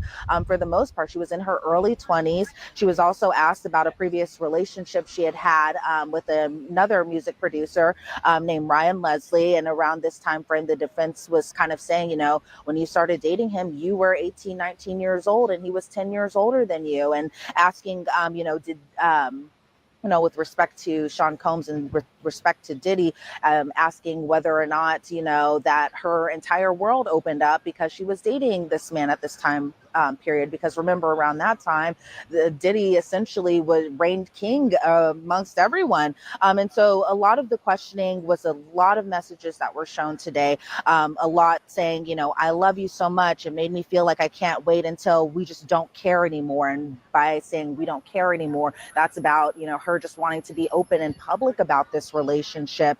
You see Cassie say, Pop, I really miss you. And Diddy responding in these messages, me too, baby. Damn, I can't wait until I see you. You see a 2010 message where Cassie says, so you hung up. It's like I need to have something written out to say to you with no breathing room or you'll get mad at me. I haven't talked to you at all. I know you have 3 minutes because, around this time he is running a bunch of businesses. He's going to board meetings. He's traveling across the country. But it seems like, Cassie, from her point of view, just by reading these messages, that you could kind of tell that she was just somebody, at least from my perspective, somebody that was young and in love and just wanted her boyfriend around that time. I will say, as far as just kind of the tone in the courtroom today, a lot of us this was a day many of us were waiting for, because it is the cross-examination. We were wondering what the defense is going to try to poke at with, kind of maybe discrediting some of the claims, especially the claims about whether or not this was consensual or non-consensual, whether or not Cassie initiated wanting to do these FOs, or whether it was, Sean Combs who initiated and wanted to do it and made her,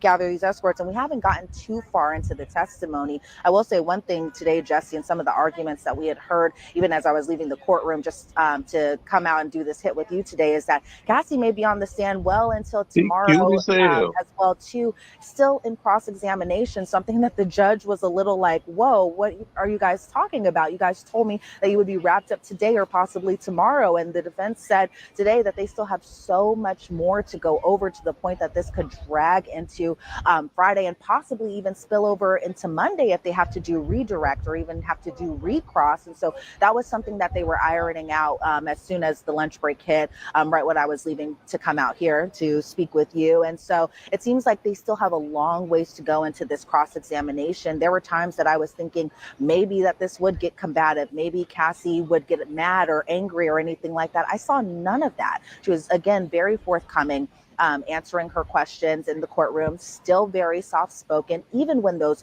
graphic messages were shown inside the courtroom, even as she had to read some of these. And these are very sexual in nature. Some of them I'm not going to repeat here on air, but for the most part, when she was answering the question, she still kept the exact same tone that she had even during her direct examination. As for Ana Maria Esteveo, excuse me, I mispronounced her name earlier when we were talking about her, but even when she was asking her questions, it was a little kind of messy at times. I was kind of like, is she just going to ask a direct question? And Cassie was like, can you repeat that? Can you rephrase it? And then there were a lot of objections during the line of questioning. One thing I did note is that I'm a little surprised that Ana Maria Esteveo is actually doing the line of questioning, because from what I can see of her, she's conferring a lot with Tenny Garagos during this line of questioning, whereas with AUSA Emily Johnson, when she was doing her direct examination, as far as, Maureen Comey, as far as she was participating in that, she was just, handing her sticky notes from time to time. She would get up, she would sit down. It wasn't too distracting, kind of like it is a little bit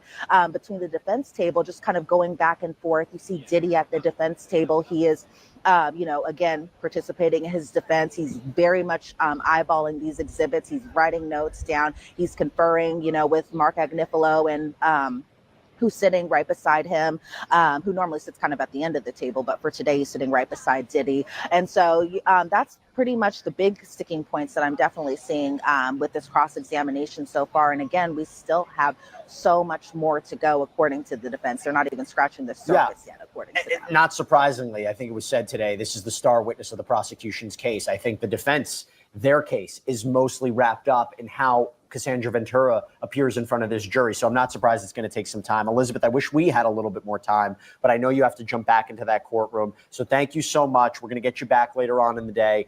Elizabeth Milner, great reporting as always. Thank you. Thanks, Jesse. All right, so I want to continue the conversation and take your questions right now about this. I'm back here with Saf. I'm back here with Serena. So one of the questions that we got, and I want to pull it up right now. Let me just pull it up where it was, where we got it. It was a good question. Now I'm having trouble finding it. Okay. This is a question from Jaden Jarrell. I'm going to throw this to you, Safa. Do you think the text messages make her not credible? And when we think about text messages, I'll give you an example. This was one from apparently she wrote to Combs in an email. In order for me to be more open with the things we do in bed, I need to feel safe, like home, like this is my husband. And this is the only man that will ever have this aggressive sexual side of me. When we used to freak off, when we were so in love, there were no questions asked. It felt right. Like it literally made sense for the next step in our sex life together. What do you think? The text messages certainly will weigh on her credibility. I think what we've heard, or what we're hearing now through the cross-examination, is the defense attorney essentially using these text messages to say to her, well, listen, you again were a willing participant, you continue this relationship with him.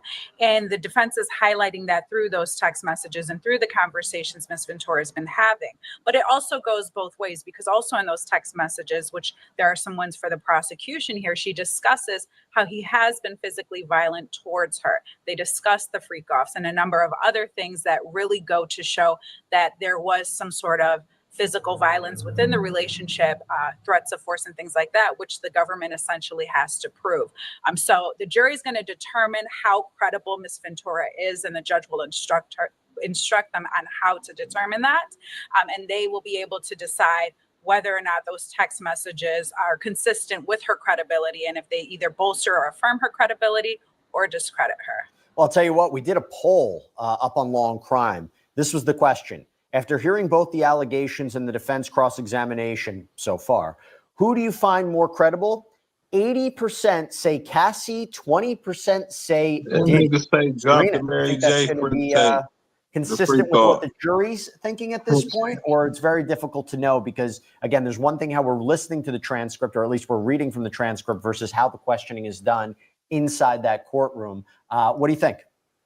So much plays a role here, Jesse. It goes in every different direction. First of all, the people who are taking the poll are almost self-selected, right? They're obviously interested and have been following the Diddy case for a long time. They might actually know, your Law and Crime viewers might know a lot more about this case than the jurors do, at least at this point. And so it's hard to say whether it's going to, spill over to how the jury feels. On the other hand, the jury is supposed to be objective. It's supposed to reflect the community, and hopefully the jury is listening very, very intently to all of the testimony, both the cross and also the direct from the prosecution. I do think that Cassie has come across very credible. I also do think that there is a little bit of an uphill battle with respect to these text messages, because they're going to try to say, look, you're saying these things now, but your state of mind at the time was that you were a willing participant. We'll talk about the defense and something that Elizabeth just brought up, Safa.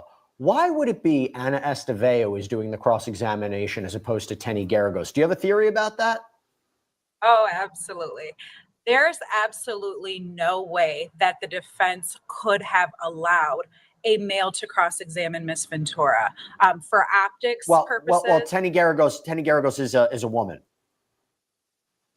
Yeah, well, and so I guess to the point, and I think what I heard Elizabeth say was what she was conferring, or I think it was Miss Anna who was conferring with other attorneys, but essentially they need a woman to cross-examine Miss Ventura. And the importance of that is because optically speaking, when you have a man who is cross-examining a woman, especially a pregnant woman who is very delicate in nature because of her pregnancy condition, it just looks bad to have a male cross-examine her. So it's not surprising that the defense would have made the decision to have this particular attorney cross-examine her. And I think for optics speaking, that was the right thing for them to do. If they had a male cross-examining Miss Ventura, it would have just looked very aggressive, as if they're pummeling down or combative with a woman who is pregnant and fragile and maybe in the eyes of the jury is a victim. So they're very careful about that. It's interesting when we talk about her cross-examination, because we have a question here, Serena, from Legs 7K. With today's cross-examination, could Cassie be on the stand tomorrow, or is there a new witness to testify? So it seems the judge said in court, hey, listen, guys, the plan was, you always knew her testimony had to end this week. Now, why that's the case, maybe it has to do with pregnancy. I'm not entirely sure, but what I will tell you is, there is a lot more they need to question her about, and there's a lot more that I imagine the prosecution wants to come back at with a redirect. Why is it so important to have this testimony finished up by the end of the week? Do you think that this is realistically going to end by tomorrow, or do you think this has to extend until Monday? I mean, doesn't the defense and the prosecution have a right to question this witness as much as they need to? This is the star witness in this case. 100%. I would highly doubt that this is going to end today. Most likely it will continue tomorrow, possibly into Monday. I'm smiling because I think it's funny in a way, because even though this is P. Diddy and he's a famous guy and this is, the trial of the century at the moment, these things, these scheduling things happen in all cases. Judges get very frustrated. Witnesses get frustrated routinely when things don't go their way, when schedules are longer than expected. The judge also wants to keep the schedule tight for the jury's purpose. I assume that the tightness, though, is because Cassie is pregnant. They don't want to overwhelm her. They don't want a medical situation. They want to make sure that she's okay. But you are correct. Both sides have an opportunity and must have an opportunity, especially Diddy's team, to confront his accuser. And Serena, real quick follow-up on that. A part of me wonders, while they had to have her testify first, she's the star witness of the case, and also the practical reality is we can't wait 8 weeks. She might give birth.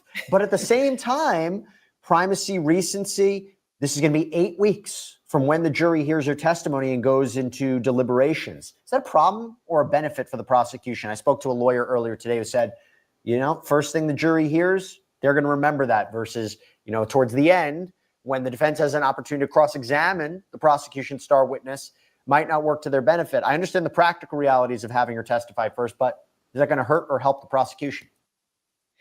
Well, I love that you came up with primacy and recency. Those psychological thoughts are very apparent in trials all the time. The first thing you hear and the last thing you hear are typically the things that you remember. And so there's so much strategy that happens when prosecutions present a case to a jury. So much goes into who goes first, when they say the things that they need to say, whether they're still on the stand during cross, during the weekend.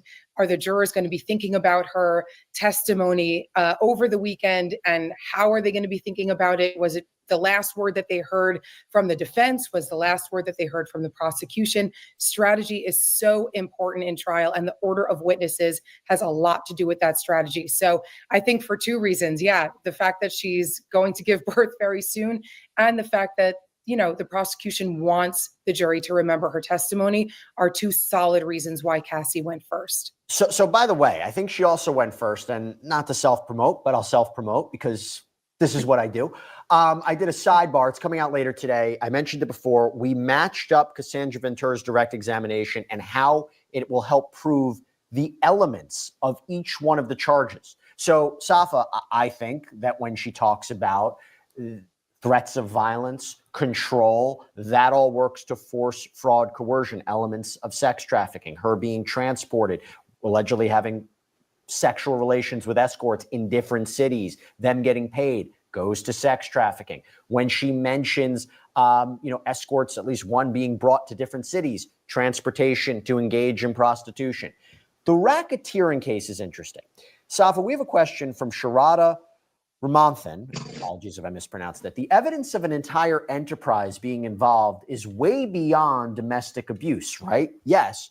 I'm curious, based on what you've seen in her direct examination, do you think she has provided enough of this racketeering, criminal enterprise, common purpose, racketeering conspiracy is the actual charge? Do you think she's done it? I think she's certainly setting the framework for that. And I think to an extent she has.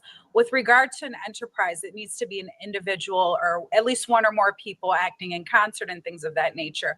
Mr. Combs in and of himself is an individual. So her testimony that at his direction, he was doing certain things to further this sex trafficking and kidnapping or conspiracy, is enough. Now, what I expect that the prosecution is going to do is that they are going to add additional witnesses after Ms. Ventura comes off the stand that will help further the idea or their theory that there were other people that were acting in concert or this criminal enterprise, whether that be security guards or other people that may have worked for Mr. Combs during that time period, which will go to show that this was an enterprise. But I think that Cassie or Ms. Ventura has set the framework and we have a little bit from her, maybe not enough, but I think the prosecution's on the right track with showing that this is an enterprise.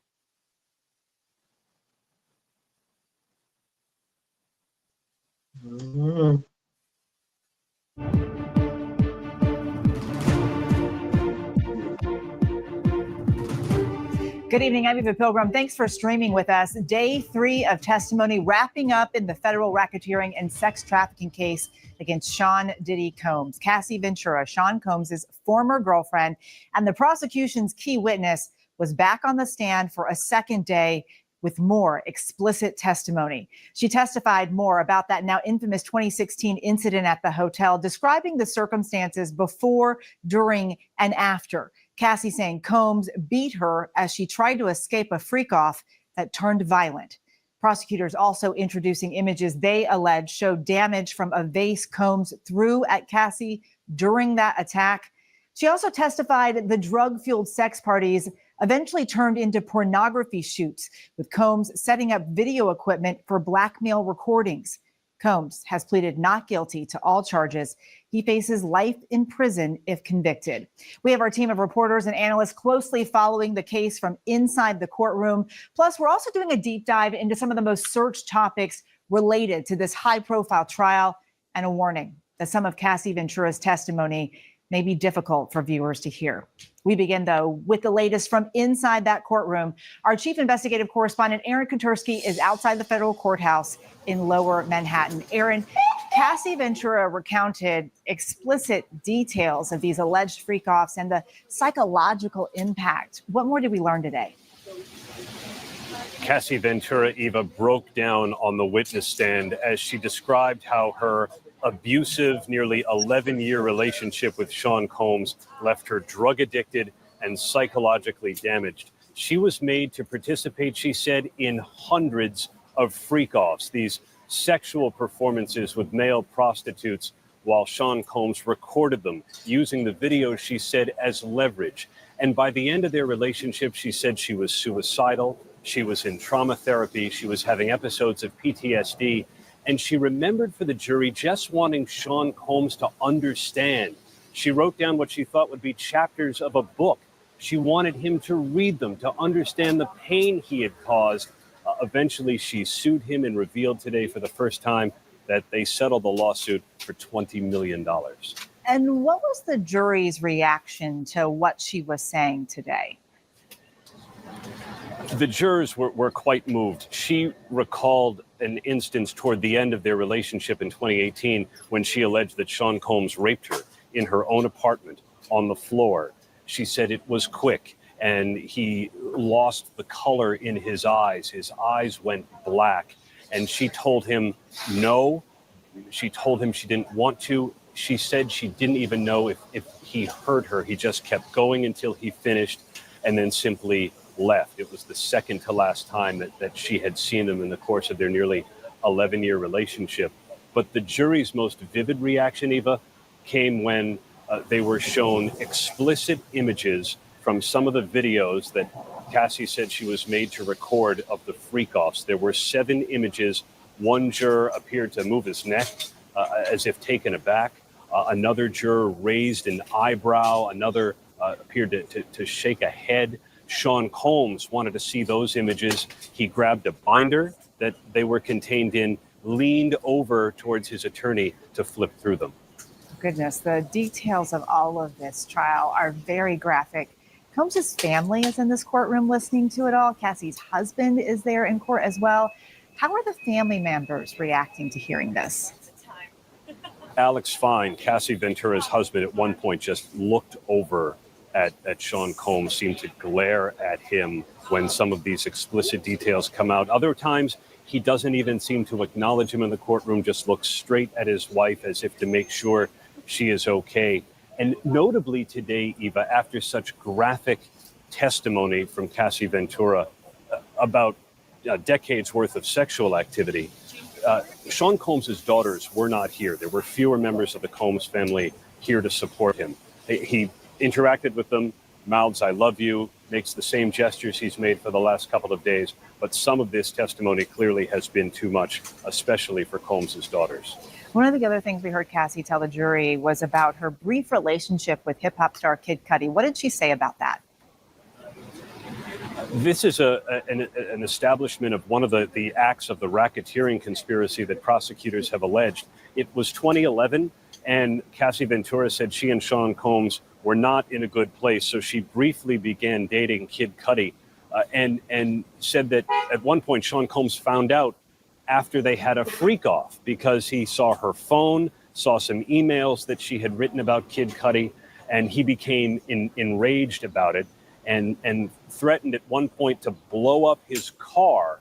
And Cassie Ventura recalled Combs telling her that he wanted Kid Cudi's friends to be there to watch the car blow up. And one of the racketeering conspiracy acts that Sean Combs is accused of is arson.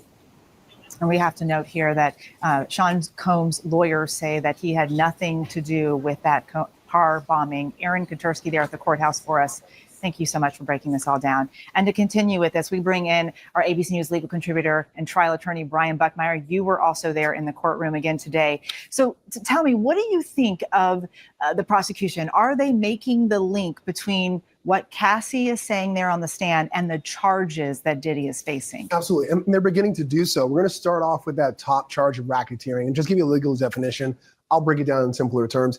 Racketeering is basically when two or more people conspire to commit criminal acts that in furtherance of that criminal enterprise. And so when I'm talking about the links, we hear about the criminal act that's funneled by the freak-offs, the rape, the sexual assault, the videotaping, the threats of violence, as also threats of humiliations, of putting out those videos if Cassie was to say anything. And then we kind of think about the criminal enterprise, right? Today, we heard about 13 different escorts and dancers that were hired from different states all across the country. Those are the people who are participating in the freak-offs. And then we heard about some of the damage that comes from them and the harm that follows, as well as Cassie, when she took the stand, she pointed to a photo, not this one exactly, but one of that night where they're wearing the same dress, and said, after one of these brutal nights, she had a bruising on her right leg. And she was able to point out in court where she believed that those bruises were. So the defenses definitely have their work cut out for them because the prosecution is making some strong arguments. Yeah, and the prosecutors also introduced, we heard Aaron just mention it, those explicit images of these freak-offs. Cassie's testifying they happen in multiple states and residences.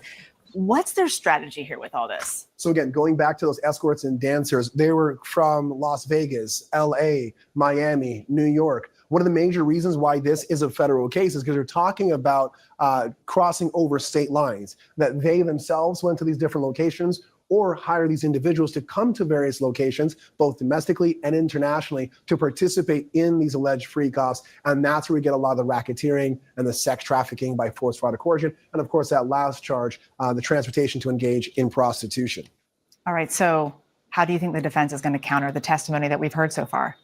So an interesting thing that the defense is doing is they're trying to make a distinction between sex trafficking and domestic violence. They're saying that it is domestic violence. Sean Combs has done what Tenny Garrigo said in our opening statements, some indefensible things, but it's not this. It's not sex trafficking. And one of the things that they point at is that infamous video that we all saw, but they're looking at some of the raw footage. And they're saying that when Sean Combs did this violent assault of Cassie, and they're not denying it, not denying the injuries, that instead, he was doing it to get his cell phone. Now, Cassie testified on the stand that she believes that this was her cell phone, but the way the defense is articulating this is there was violence, there was domestic abuse, there might even been rape, but it was about jealousy, infidelity, and money. It wasn't about a criminal enterprise. It wasn't about trafficking. That's the argument that they're going to make when cross-examination starts tomorrow of Cassie and going forward in this case. Brian Buckmeyer, thank you. We'll come back to you in just a bit. Cassie Ventura today, again, as we said, detailing that alleged abuse, testifying Sean Combs turned the freak-off videos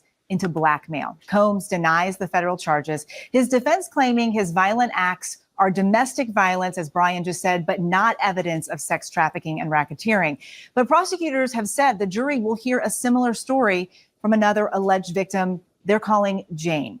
Let's bring in Maria Cruz Melendez, a former federal prosecutor who also served as one of the lead prosecutors in the case against R. Kelly. Maria, thank you so much for being here. Let's get right to this. What's the government trying to establish here with Cassie's testimony? Essentially, the government is trying to establish a pattern of abuse. And the reason this is important is because at the end of the day, each one of these charges will hinge on whether or not they can show that Sean Combs essentially overcame Cassandra Ventura's will. So whether or not there was coercive control that resulted in her staying in, and at the end of the day, with regard to racketeering, with regard to forced labor, sex trafficking, and even the transportation of prostitution, getting from her mouth exactly what happened to her is key. And I think at the end of the day, as previously mentioned, having other individuals who can testify to what they saw as well, and also that this type of conduct happened to other individuals is going to be really important in establishing the pattern of racketeering that the government has alleged here. And to that point that you just raised, Cassie testified today that she saw Diddy inflict violence on others. Why does that matter here? The reason that's important is because of this distinction that defense counsel is trying to make at this point, that this is simply about domestic violence, that it's about what happened between Sean Combs and Cassie Ventura. But once you've brought in other victims, once you brought in the fact that violence may have been perpetrated against staff, against assistants, against other individuals who felt that they also had to assist Combs in the crimes that have been alleged by the government, then you're getting closer to establishing not only an enterprise, but that there's in fact been a pattern of racketeering. You brought your case against R. Kelly also for racketeering and sex trafficking. So you know what it takes to go up against a powerful, wealthy defendant. What are the similarities and the differences that you see here? Yeah, I think there are a number of similarities. At the end of the day, we have a high-profile defendant. We had that in both cases. We have a situation in which allegations included coercive control, taking individuals under their wing, using that as a form of control, using physical abuse, psychological abuse, and other forms. During my opening statement in the R. Kelly case, I talked about the Predator's Handbook and using all those types of methods in order to control individuals. I think some of the differences, of course, that you see is that in the R. Kelly case, a number of our victims, the majority of our victims, were minors. Here you have a situation in which that's not the case. And I think that distinction can sometimes make a difference if you need to convince a jury that a successful adult woman was controlled by someone like Sean Combs. And that takes us back to this pattern, understanding all of the abuse that has been alleged and that Cassie Ventura has been testifying to, and how that overcame her will such that she was unable to leave, to say no, and in fact had to do everything that Combs told her to do. Maria Cruz Melendez, thank you so much for being with us. Still ahead, time to talk strategy. How's each side making its case, and how might that play with the jury? We'll be right back.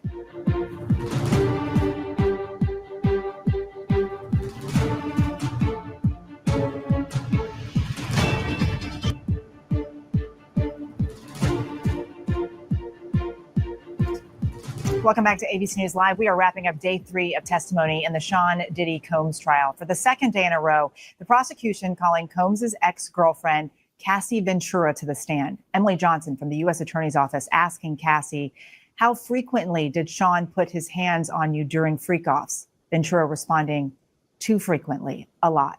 Brian Buckmeyer joins me now again alongside fellow ABC News legal contributor Bernarda Villalona. Bernarda, you used to be a prosecutor. Brian, you're a defense attorney. So I want you both to sort of paint a picture for us of what it would be like for these lawyers who are in this courtroom right now. Bernarda, let's start with you. What do you think the prosecutors are wanting the jurors to take away from Cassie's testimony? Well, the prosecutors, they're doing the best that they can in terms of getting the emotion out there. They want the jury to feel what Cassie felt living in her shoes each of those days that she was part of a freak off, that she was on drugs, that she was drinking alcohol, that she was beating viciously by Puff Daddy Combs. So that's what they want, because they want that emotional attachment for that jury when they go into deliberations to fight for her and fight for the prosecution to return a guilty verdict. But they also want the jury to know that, look, she may have been in this relationship for years, but it's because she was under the manipulation and the control of Sean Combs that she remained in that relationship, not knowing any better that she was an actual victim and that she should have walked away.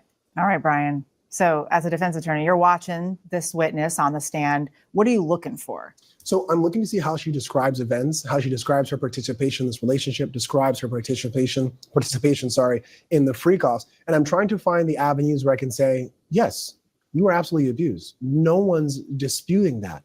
But the decision to go across state lines, the decision to participate in these freak-offs, you did that because you loved him and you wanted to be with him. You understood this relationship, but it was a violent relationship. Why did you go off and do these freak-offs? Why did you go across state lines? Because it was a part of the relationship and it wasn't part of control. But when you got there, the part of the relationship when you went out for dinner, when you went to freak-offs, when you went to award ceremonies, he beat you because he's a domestic abuser, but he's not a sex trafficker. It's about making a very logical distinction between the two to try to say he's guilty of something, but not what he's being charged of. I saw you moving. You're shaking your head there. I mean, how do you make the discern from someone who wanted to be there and someone who's abused? I mean, they showed pictures of some of these freak-offs today. How do you make that clear? Well, they're not just going to make it clear with Cassie because they are going to call other witnesses. And more importantly, one of the most important witnesses is expert that's going to testify about women that have been abused before and why they will decide to stay in a relationship even though they're being abused by their abuser. So try to explain this type of syndrome. To me, it's like battered wife syndrome, right? A sexual assault victim, that it takes a while for a person to be strong enough, one, to realize that they were a victim, two, that they're ready to walk away, and three, that they have the power and they'll be okay if they walk away. So you're still going to hear from that witness. But I think more importantly is that when we're talking about things that you and I would normally think, I wouldn't want to do that. I wouldn't agree to that when we're talking about having sex while she's on her menstrual cycle, or having sex while she has a sexual UTI, or having sex while someone's urinating on her. Like it sparks the conscience, shocks the conscience. So that's one of the main arguments that the prosecution is going to drive through and drive home to the jury at the end of this case, to be like, no one in their right mind will agree to this type of behavior. But real quick, and Bernardo, I think, is saying it better, far better than the government is doing. Nothing but Bernardo said was about trafficking. Everything that Bernardo just talked about was about domestic abuse. And I think the defense can say, yes, all of that is true. And that's what we call domestic violence, but that's not trafficking. Do you think they have to make the distinction there, Bernardo? Oh, they absolutely. I mean, the prosecution is not there yet. I think they've made an excellent case for domestic violence. But baby, we are here on federal charges. So you're going to have to prove the racketeering conspiracy. You're going to have to prove the sex trafficking by force, fraud, and coercion. You're going to have to prove the transportation to engage in prostitution. And I think right now, and again, this is only day 3 of testimony, they haven't gotten to that racketeering conspiracy. I think that in terms of the other 2 charges, you haven't gotten there beyond a reasonable doubt. This is not a civil lawsuit. You have a burden, and that burden is beyond a reasonable doubt, and you're going to have to meet it with some evidence. And we got a lot longer to go. Bernardo Villalona, Brian Buckmeyer, thank you both for being here with us. Coming up, who was Alex Fine and what happened with Suge Knight? Those are some of the most searched questions online about this case. We'll have the answers for you when we come back.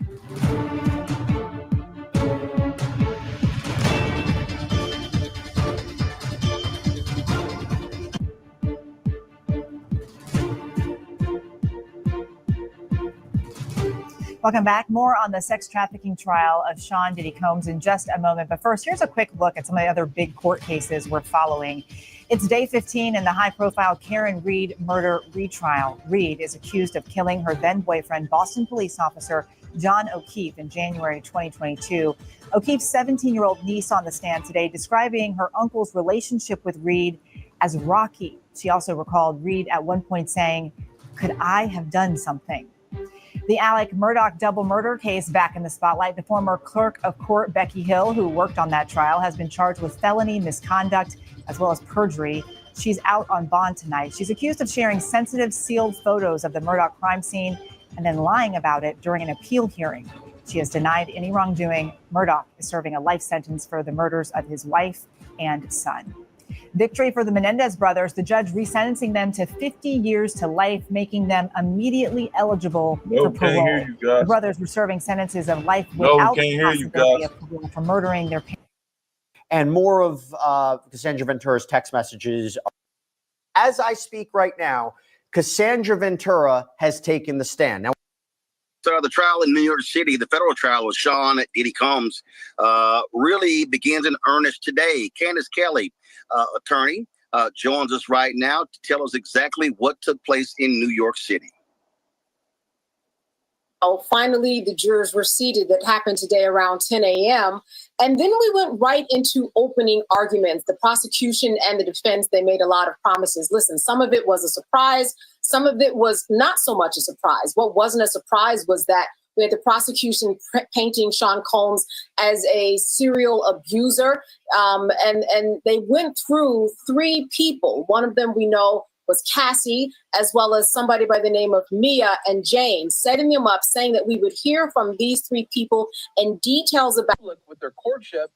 And in a December 2009 email, Cassie told the hip hop star that she needed something more from him than a sexual partnership. Responding to a sexually explicit email from Combs, Cassie wrote, "I like that. I want it. And I want to give you the same. I just think I have to trust you beyond it just being sexual. Do you know what I mean?" The message continued. "In order for me to be more open with the things we do in bed, I need to feel safe, like home, like this is my husband, and this is the only man that will ever have this aggressive sexual side of me." Combs's lawyers are seeking to portray Cassie as a willing participant in Combs's freak-off lifestyle. Earlier on in the cross-examination, the questioning of Cassie seemed to have taken a turn from what had been mostly friendly questioning. The defense asked Cassie if it's fair to say that Combs's career was ruined after she sued him back in November of 2023, making public for the first time the concept of freak-offs. "I can understand that," Cassie responded. Cassie testified earlier this week that when she tried to end their relationship, Combs threatened to end her career by releasing degrading sexual videos of her. After going through a pile of Cassie's years-old emails and text messages, defense questioning pivoted to the highly orchestrated encounters in which Cassie says Combs watched as she engaged in sex acts with male sex workers. Early on, Cassie testified that she disguised herself with wigs and masquerade masks because while Combs was a recognizable star, she was an up-and-coming R&B singer, and neither of them wanted people finding out. The encounter itself was pretty crazy, Cassie told jurors. "I really followed his lead on that because I had never done it before." Cassie says she sometimes watched Combs having sex with other women. While prosecutors have focused on Combs's desire to see Cassie having sex with other men in marathons of sexual activity at freak-offs, she says she sometimes watched Combs have sex with other women. On questioning by Combs's lawyers, Cassie testified that this happened maybe 4 times throughout the course of their decade-long relationship. She said Combs explained it as part of the swinger lifestyle. At one point, acknowledging Cassie's potential discomfort, the defense attorney told Cassie, "If you ever don't want to read the message, I can read it for you." She thanked the lawyer for the offer, but kept going. 3 times the courtroom fell quiet as Cassie spent several minutes silently reading through paper copies of long text message exchanges between her and Combs. One was 14 pages, another was 25 pages.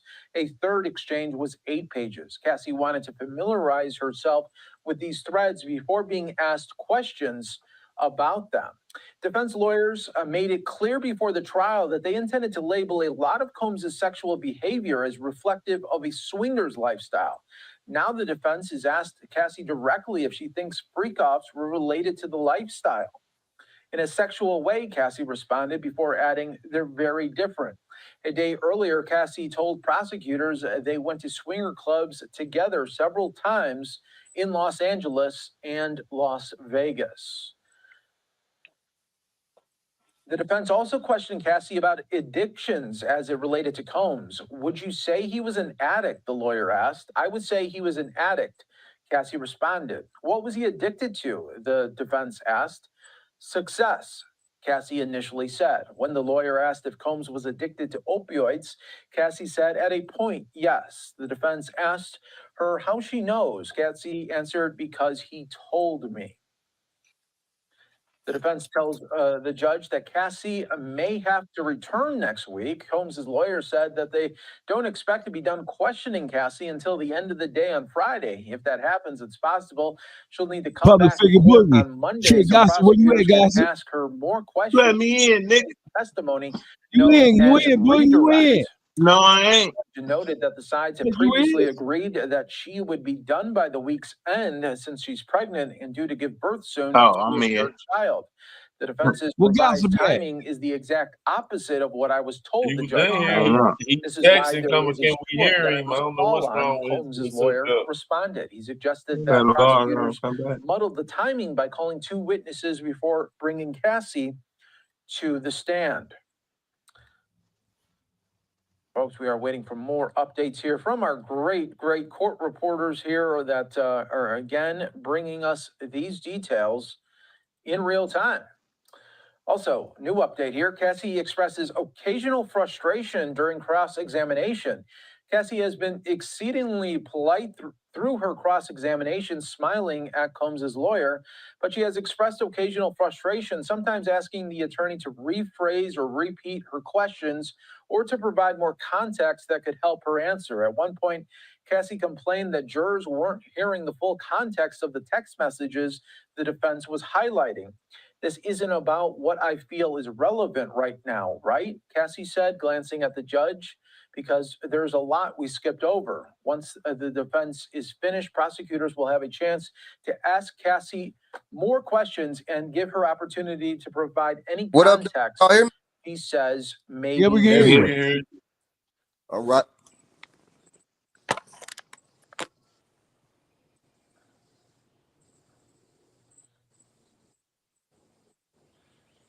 All right, folks, just continuing to wait for more of these updates here. We're going more, of course, into the jealousy phase now of their relationship. Let me bring this up here for us so we could discuss more of this and talk about it.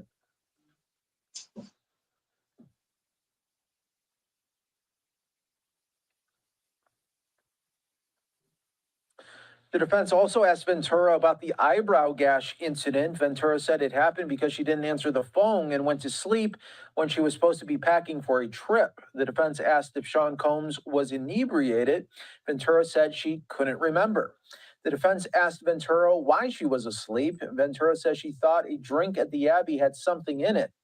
The defense asked if Sean Combs ever abused her while drunk and then he didn't remember it. Ventura says yes. The defense asked if she felt he wasn't taking responsibility. Ventura says yes. The defense asked if they both went to rehab for drugs. Ventura said rehab wasn't really part of their relationship. The defense asked if the freak-offs were a chance to take drugs together. Ventura says yes. The defense asked if she went to Burning Man a lot, and Ventura said yes. The defense also asked if they ever called themselves Get High Partners. Ventura said yes. The defense also asked if she took drugs from him without his knowledge. Ventura said yes. The defense also asked how he reacted. Ventura said it was explosive. The defense asked if he told LA dealers not to sell to her. Ventura said yes.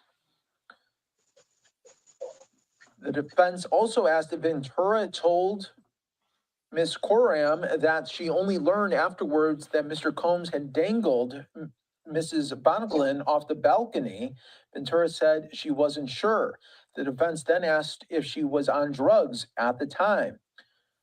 The defense asked Ventura if she got a life coach for her drug use, referring to a document. Ventura said she didn't know who that person was. The defense asked if she was using a lot of drugs. Ventura admitted it was a rough time and she was using a lot of drugs. So again, we are following this for you every step of the way on Live Now from Fox, again, bringing you these updates in real time. We're with you here worldwide on Live Now from Fox. More updates coming from inside court as cross-examination continues of Cassie. The defense team is suggesting that Cassie Ventura, whose alleged abuse during Sean Combs' freak-offs is central to the prosecution's case, not only helped plan the sex parties, but also enjoyed them. The defense attorney brought out explicit messages from 2009, 2 years into the pair's relationship, that show Ventura and Combs coordinating one of those events. It can take place whenever, Ventura wrote when Combs asked what day they should hold it. I'm always ready for a freak off, LOL, Ventura wrote in a message that the defense team had her read out loud for the court. Ventura testified that these exchanges were somewhat typical in previous testimony. She has acknowledged participating in freak-offs to please Combs, adding that she was young and naive at the time. And just yesterday, she expressed remorse for helping select the prostitutes who participated. We should also let you know that Sean Combs' mother, Janice Combs, returned today as his defense team cross-examines Cassie Ventura. Since her son's arrest, she has become entangled in his legal troubles. She is named in multiple lawsuits that claim she helped conceal his alleged misconduct. Janice Combs also figures prominently in Diddy, The Making of a Bad Boy, a documentary on Peacock that alleges she threw just wild parties during her son's childhood in Harlem, exposing Combs' sex and drugs. Sean Combs filed a $100 million defamation lawsuit against NBC, calling the program outrageous, a set of fresh lies. We're also learning more here coming from inside the court right now. I just want to bring you the latest right here that we definitely can continue to really showcase some of this back and forth from the defense right now.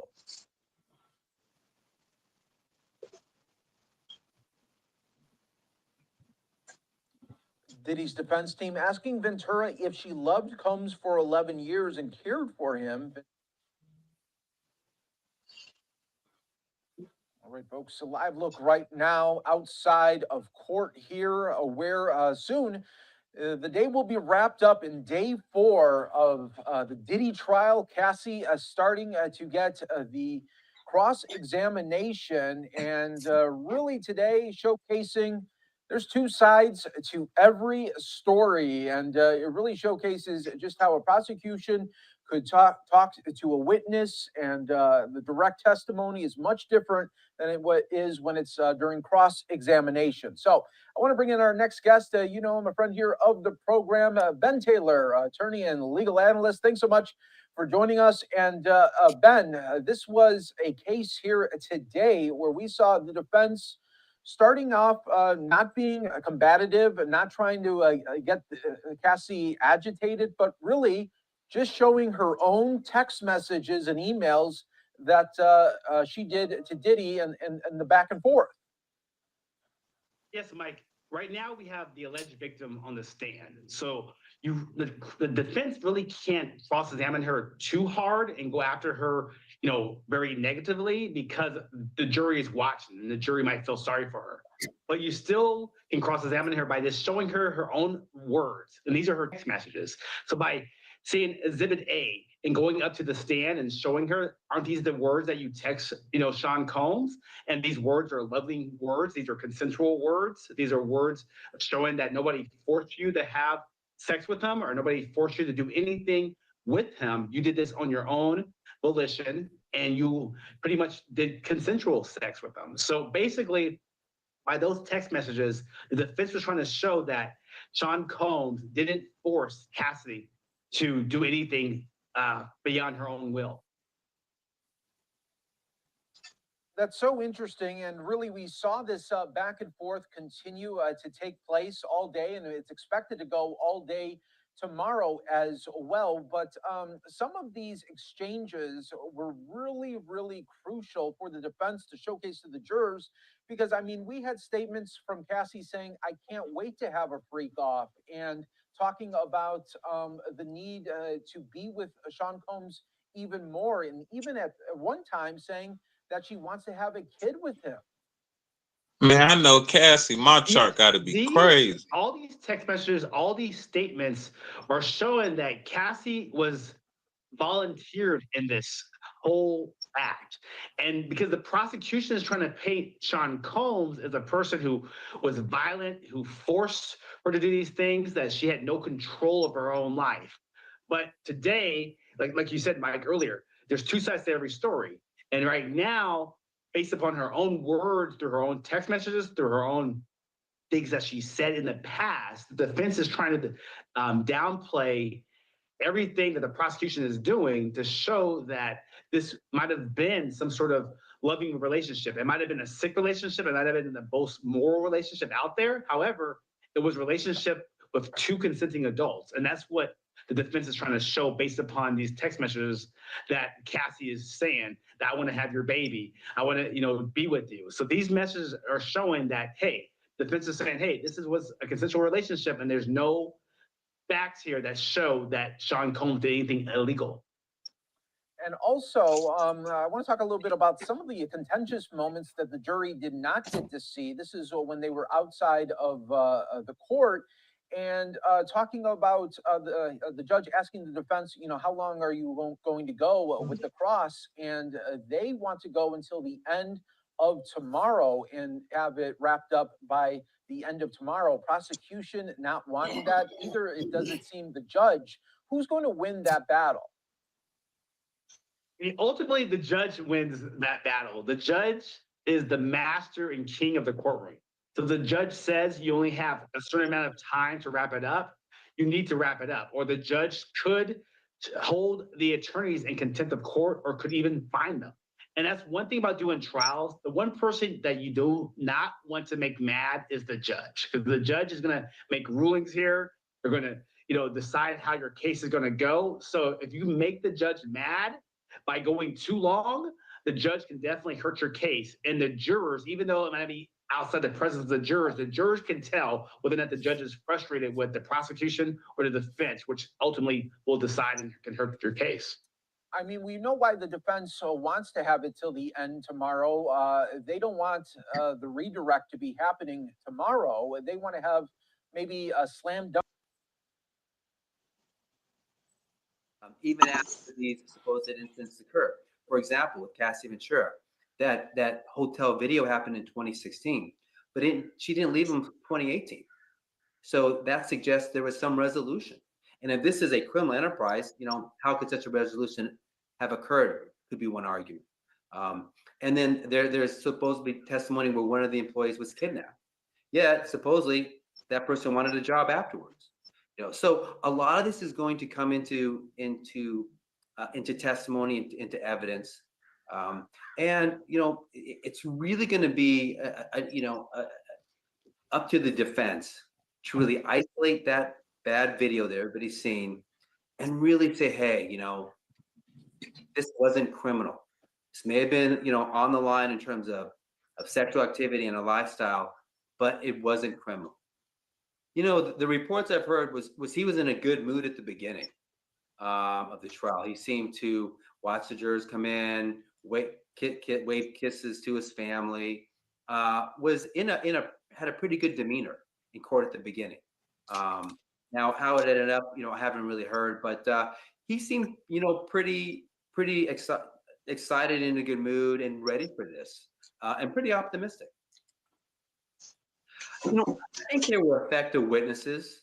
The security guard was able to testify that he saw Cassie in the room, huddled up in the corner. She looked like she may have been hurt.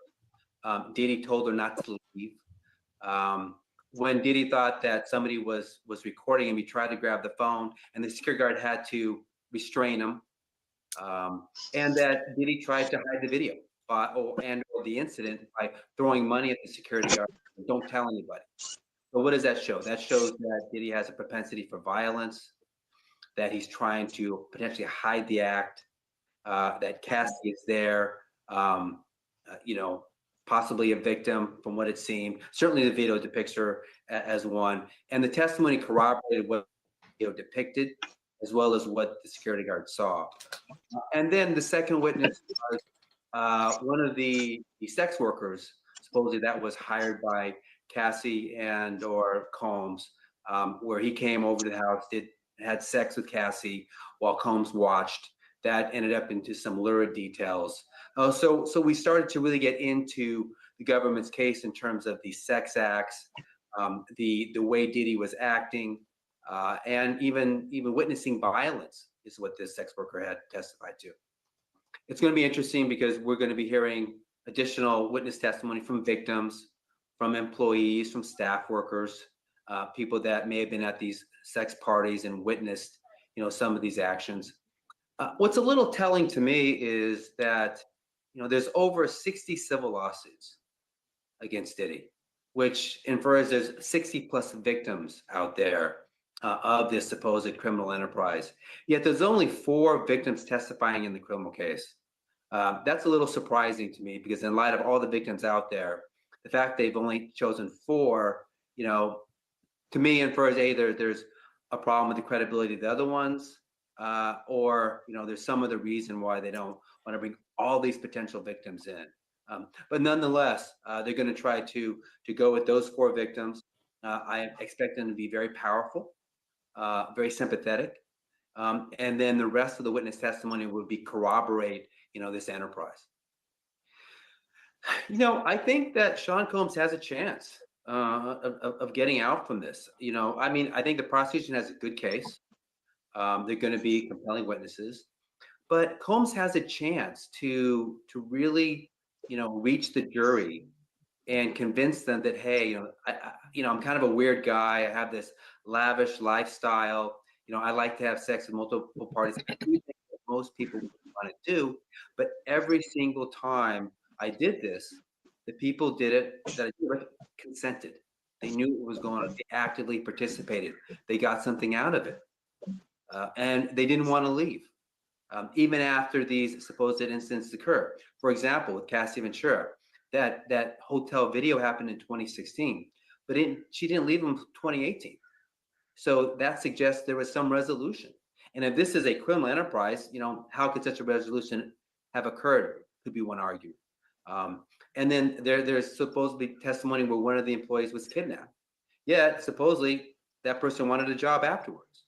So a lot of this is going to come into testimony, into evidence, and it's really going to be up to the defense to really isolate that bad video that everybody's seen and really say, hey, this wasn't criminal. This may have been on the line in terms of sexual activity and a lifestyle, but it wasn't criminal. The reports I've heard was he was in a good mood at the beginning of the trial. He seemed to watch the jurors come in, wave kisses to his family. Was had a pretty good demeanor in court at the beginning. Now how it ended up, I haven't really heard, but he seemed pretty excited, in a good mood, and ready for this, and pretty optimistic. I think there were effective witnesses. The security guard was able to testify that he saw Cassie in the room, huddled up in the corner. She looked like she may have been hurt. Why does he keep on running back? Told her not to leave. When Diddy thought that somebody was recording him, he tried to grab the phone, and the security guard had to restrain him. And that Diddy tried to hide the video or the incident by throwing money at the security guard, saying, "Don't tell anybody." So what does that show? That shows that Diddy has a propensity for violence, that he's trying to potentially hide the act. YouTube Streets providing live coverage of Diddy's trial. We have public figure Boogie TV, the people's champ, everybody's favorite person to hate. We have everybody's favorite uncle. Don't get robbed fucking with Uncle Juice. And we have man, we got gossip, man. Gossip's just all around shit. God, how y'all doing today, man? How y'all feel about this Diddy shit, man? Let's talk about this shit for a second, because we can watch this shit until we pass out, and that's not normally what we do. But I mean, Does Diddy have, based on, and this is very, very early, we're in what we call the preliminary stages. Does Diddy have a chance based on how the prosecution started this case? Because they normally start with the strongest evidence, or is this a situation where they're going to drop a bombshell on us to change or to sway the public perception and to possibly sway the juror's opinion about what happened here? What we got going on here? Initially, right, I was thinking that he was about to walk about this thing, but the more and more that I listened to Cassidy, not only is she describing I said Cassie. Not only is she describing the domestic violence, which don't got shit to do with this case, right? She clearly putting some of the elements of sex trafficking in there by saying that she handpicked and Diddy paid to bring people from other countries and different states and meet at secret locations. And that's the part of the elements that they showed themselves. So I'm kind of up in the air. At first, I thought he was about to walk about this thing, but as much as she is getting up there talking, the more that she put one of them elements into the ball game. I agree with Gossip. And I just think like the jury, they are regular people. You get what I'm saying? So they gon' just the fact that he not on trial for domestic violence, but they gonna sympathize with that. They could sympathize with that. They done seen pictures. That shit gonna stick in their head. You don't think so? Public figure Boogie, you don't think that the people are sophisticated enough to be able to differentiate between from freaky deaky business and what Puffy's been alleged to or accused of doing on a broader scale? You don't think that the general public or the jurors are that sophisticated enough to be able to separate or compartmentalize, okay, overt sexual perversion from criminality? I think they're gonna take the. I think they're gonna take the domestic. I think they're gonna take the domestic violence that's not even on trial, and they're gonna run with that for the trafficking. Because I don't see the trafficking. I don't see it being hardcore proof. I agree with Gossip, but I don't see that hardcore proof. You know what I'm saying? If they could get hardcore proof on what Gossip's saying, then yeah, because she was complying with everything as far as at the beginning with the freak offs, because it's timelines to this shit too. So sometimes you would think one thing, but the timelines, you get what I'm saying? It's timelines to the shit too. So at the beginning, she definitely was with the shit for sure. She ain't innocent. But if you got them sex workers on the stand saying, "Hey, I was here, I was there, and I was being paid," then that is sex trafficking. I got a question, right? I thought sex trafficking was Real Spill. We adding Real Spill to the line. Real Spill, what you got? Do you have a question, Real Spill, or comment? Yeah, I want to know if Gossip said she picked out the people from other countries and other states to meet. Diddy just paid. Do that mean she orchestrated the little freak off? Hell yeah, she said herself. She said she picked them. Okay, so that's consensual. That's not what I guess the sex trafficking. But she picked the people. So no, I'm talking about according to their definition that they've been explaining all day. When you choose, facilitate, and all that other stuff, that's according to sex trafficking. Hell yeah, she was a part of it. That we can't take that out the equation. But she definitely picked them people, sent for them, and arranged. You see what I'm saying? That's according to the law. I truly think the jury won't see it that way. But if it was the judge, he would have to go to the letter of the law. Yeah, he got that's a slippery slope. I just don't. I'm not going for her being abused like that and her being such a victim Because at the same time, when she came around, he was fucking with Kim Porter. He left Kim to deal with her. Am I right or wrong? That's that. Yeah, and amongst other women, yes, that's right. Okay, so she kind of messed up that love, his first marriage or his first relationship, trying to get in, and when she got in, she was complicit. She was down with it. Now, as time go by, we all know that we get tired of certain things happening over and over again. We may become, at first it's fun, then it's like, I don't want to do it no more, but I love this person, so I'm just gonna do it. They were just in a relationship. It was a wild one, crazy one, but they was really just in a relationship. Let me say this, right? So I'm listening intently. Trust me, I am. But here's what I'm hearing. So we have two different things, and I think that the defense needs to make sure they articulate the difference between Puffy may have abused Cassie. He may have subjected her to some pretty cruel things sexually, but that's not what he's on trial for. He's not on trial for assaulting Cassie. He's not on trial for fucking her to her mouth that had canker sores in it, right? He's on trial for sex trafficking, and she's just a part of the overall scheme. So I think that people are trying to, I think the defense needs to be careful about allowing Cassie to just be a witness to Puffy's debauchery and to his sickness. No, bitch, you were in many respects with the shits.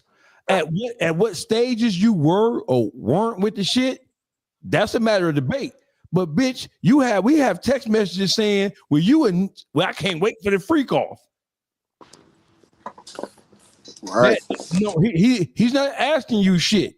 So Boogie would argue, well, she was caught up in his web, so she was just responding like out of fear. That ain't what I'm saying. That's what no, what I was listen.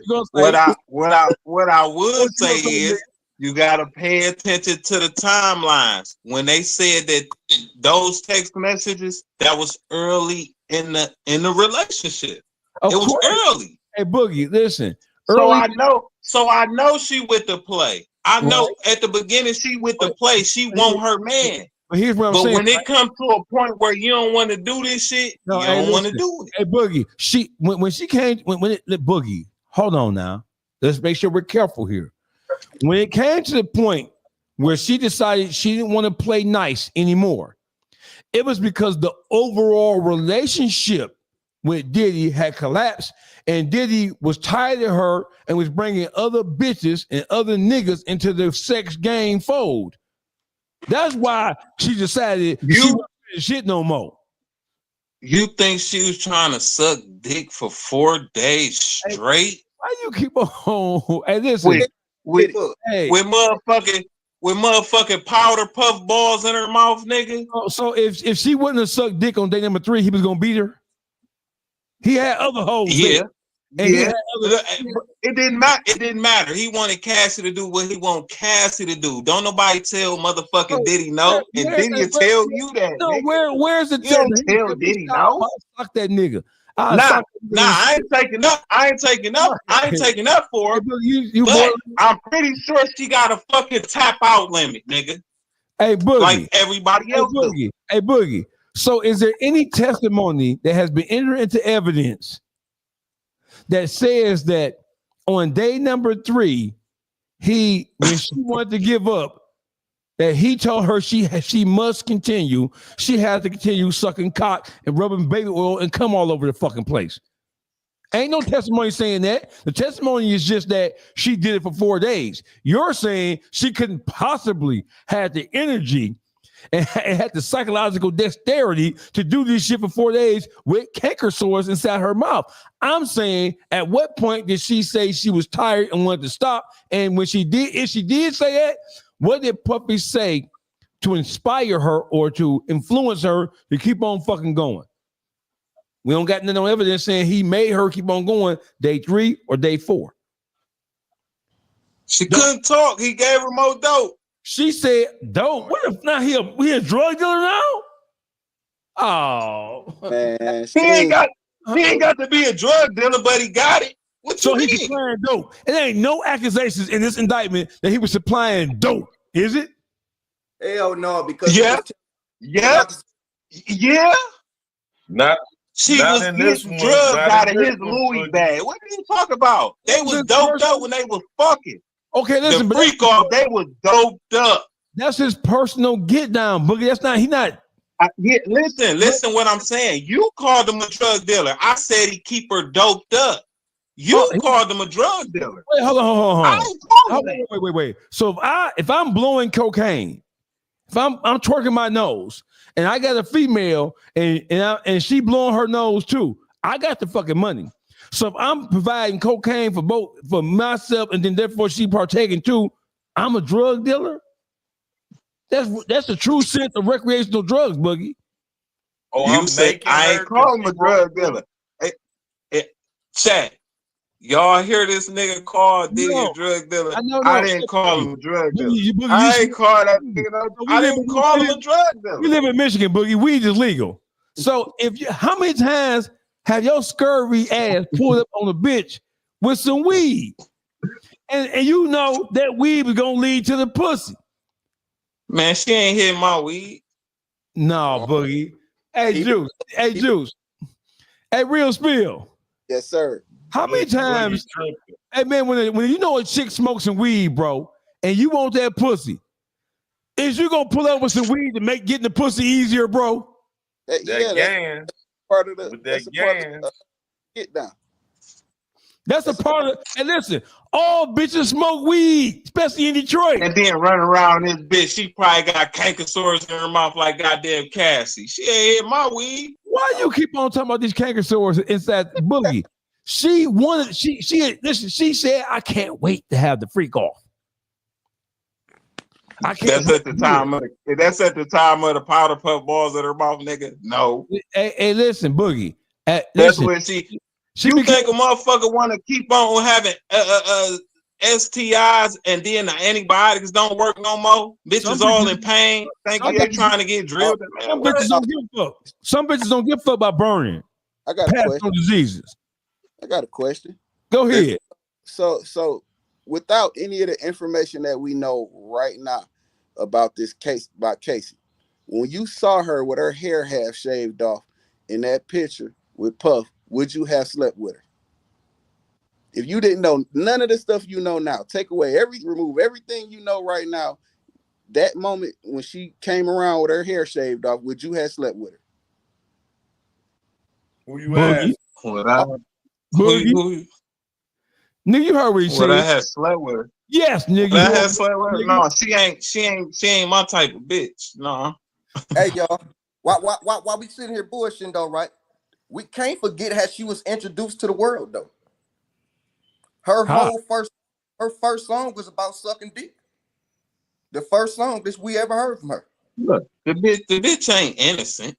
She far from fucking innocent. So the question now becomes, let me ask you a question. So listen. So this is what I'm listening to the whole thing. Like, the bitch is not innocent. So watch this, right? Don't forget, she was dating Ryan Leslie at the time. Ryan Leslie was a star. Ryan Leslie is the same kind of nigga Tory Lanez is. He an independent nigga. He don't believe she had no contract for real. He a writer. He was a writer.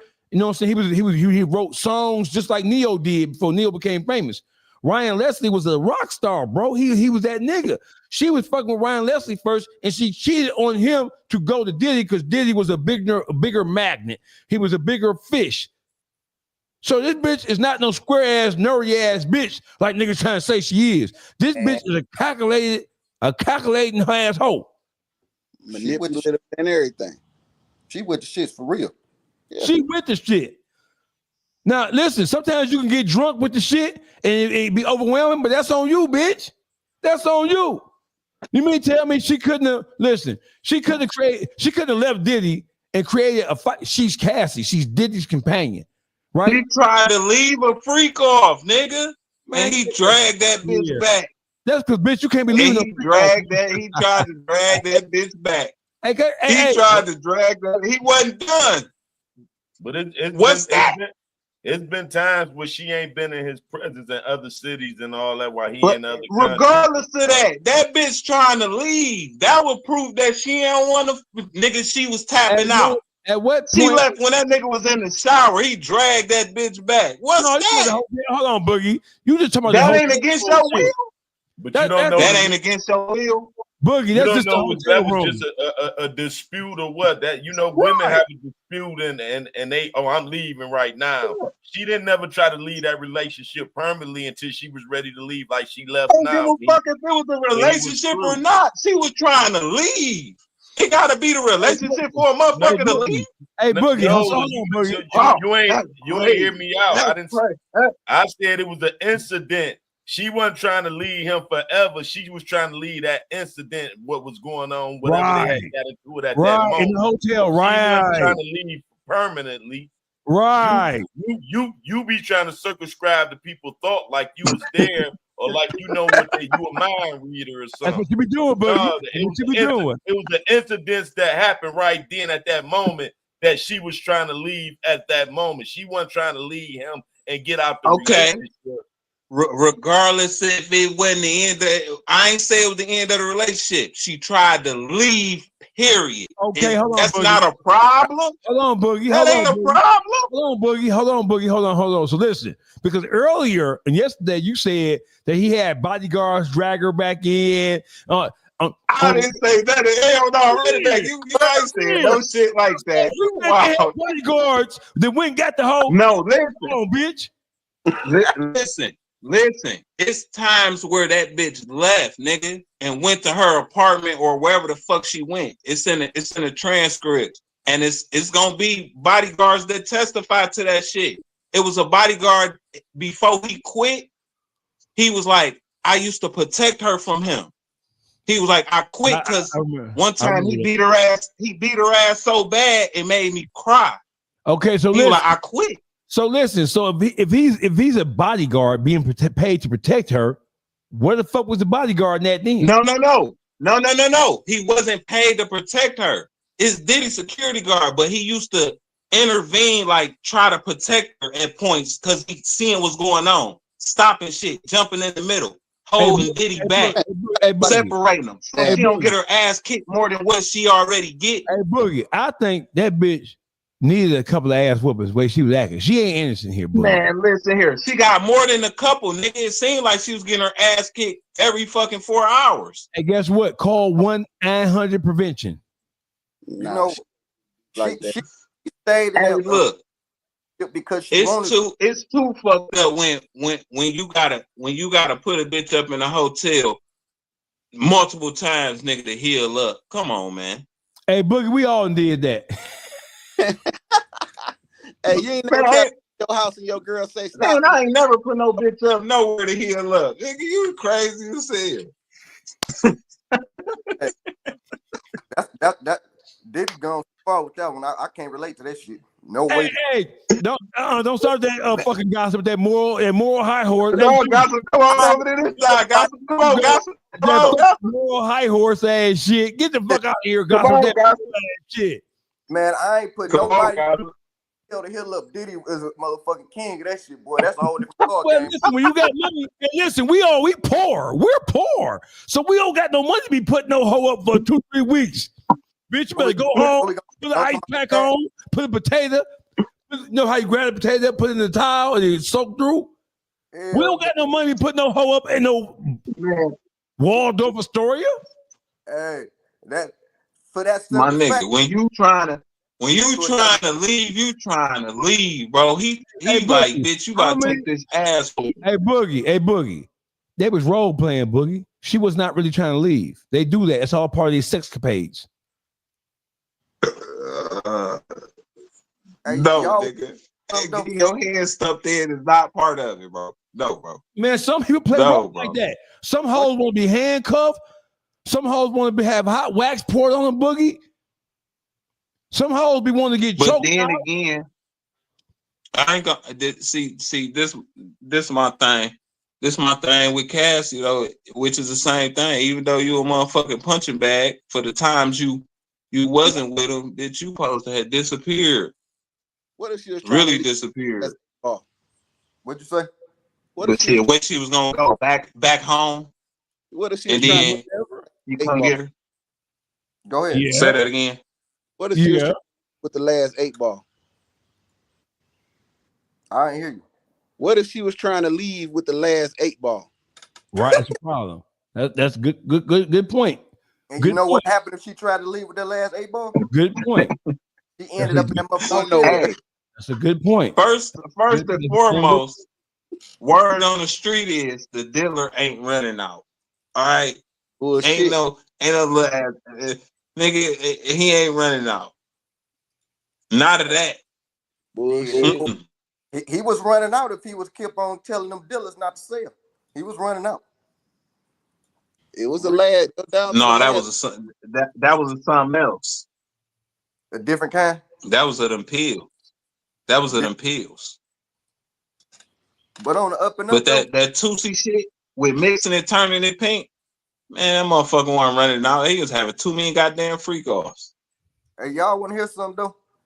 This damn prosecution, they need to watch her, making her the star witness though, man. Cause everything, right, especially with the RICO charge that he got, she finna walk him straight up out of that. She about to walk him out of that RICO charge with all that That's shit. what I'm saying, man. Listen, the reason why they're handling her with kid gloves is not so as to not offend nobody, but because they don't have to rough her up. This bitch is still in love with Puffy, bro. She's not satisfied with that cracker she married to. That cracker is she's in love with the status, bro. She in love with the lights and the glitz and glimmer, my nigga. We are here right now because Puffy hurt her feelings with the Carisha bitch. Yep. Turn That's what we hear. and she feel left out. Facts. She feel left out.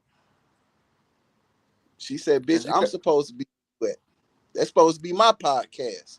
It's just like It is. She took enough ass whoopings. With anybody, if you spend so much time, right? Once one person walk away, it's gonna be hard. Like, hold on, I didn't build this from scratch. Just like we know she didn't been with him while he was accumulating all them hundreds of millions. You see what I'm saying? But you just to push me away, talk about some, you gonna give me $1 million a year, motherfucker, and every year that we done been together, and I done watch you create $200, $300, $400 million with me. That's a lot of jealousy shit going on and made her do that in the first place.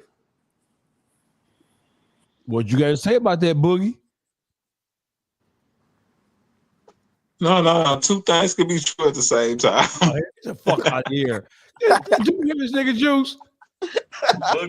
Boogie don't have you nothing to can't say come with no on that, bullshit man. answer like that, bro. You can't come with no bullshit answer like that. You gotta stand up on that, Boogie. I don't disagree with that. I don't fucking disagree with that, nigga. I don't think she was right. Nigga, I think her reason because she's a jealous ass bitch. I see those reasons. But I don't see her being with everything at a point, my nigga. That's what I keep saying. That's not gonna change. Oh, I'm not. The whole time she wasn't for the whole play. That's not gonna change, nigga. So listen, at what it was forceful shit in that relationship. But you gotta be careful. You gotta be careful. That a motherfucker ain't want. Because if that's the case, what's the point of using blackmail? What's the point of using blackmail? You gotta be careful though. I'm gonna tell you why you gotta be careful. Here's why you gotta be careful. Because if you're saying that she was with it, which means that she was a free to a certain point. Hey, listen, to Boogie. A certain point. Listen, but I'm gonna tell you something, right? Let me tell you something. And this is if you've ever been in trouble before, but you have.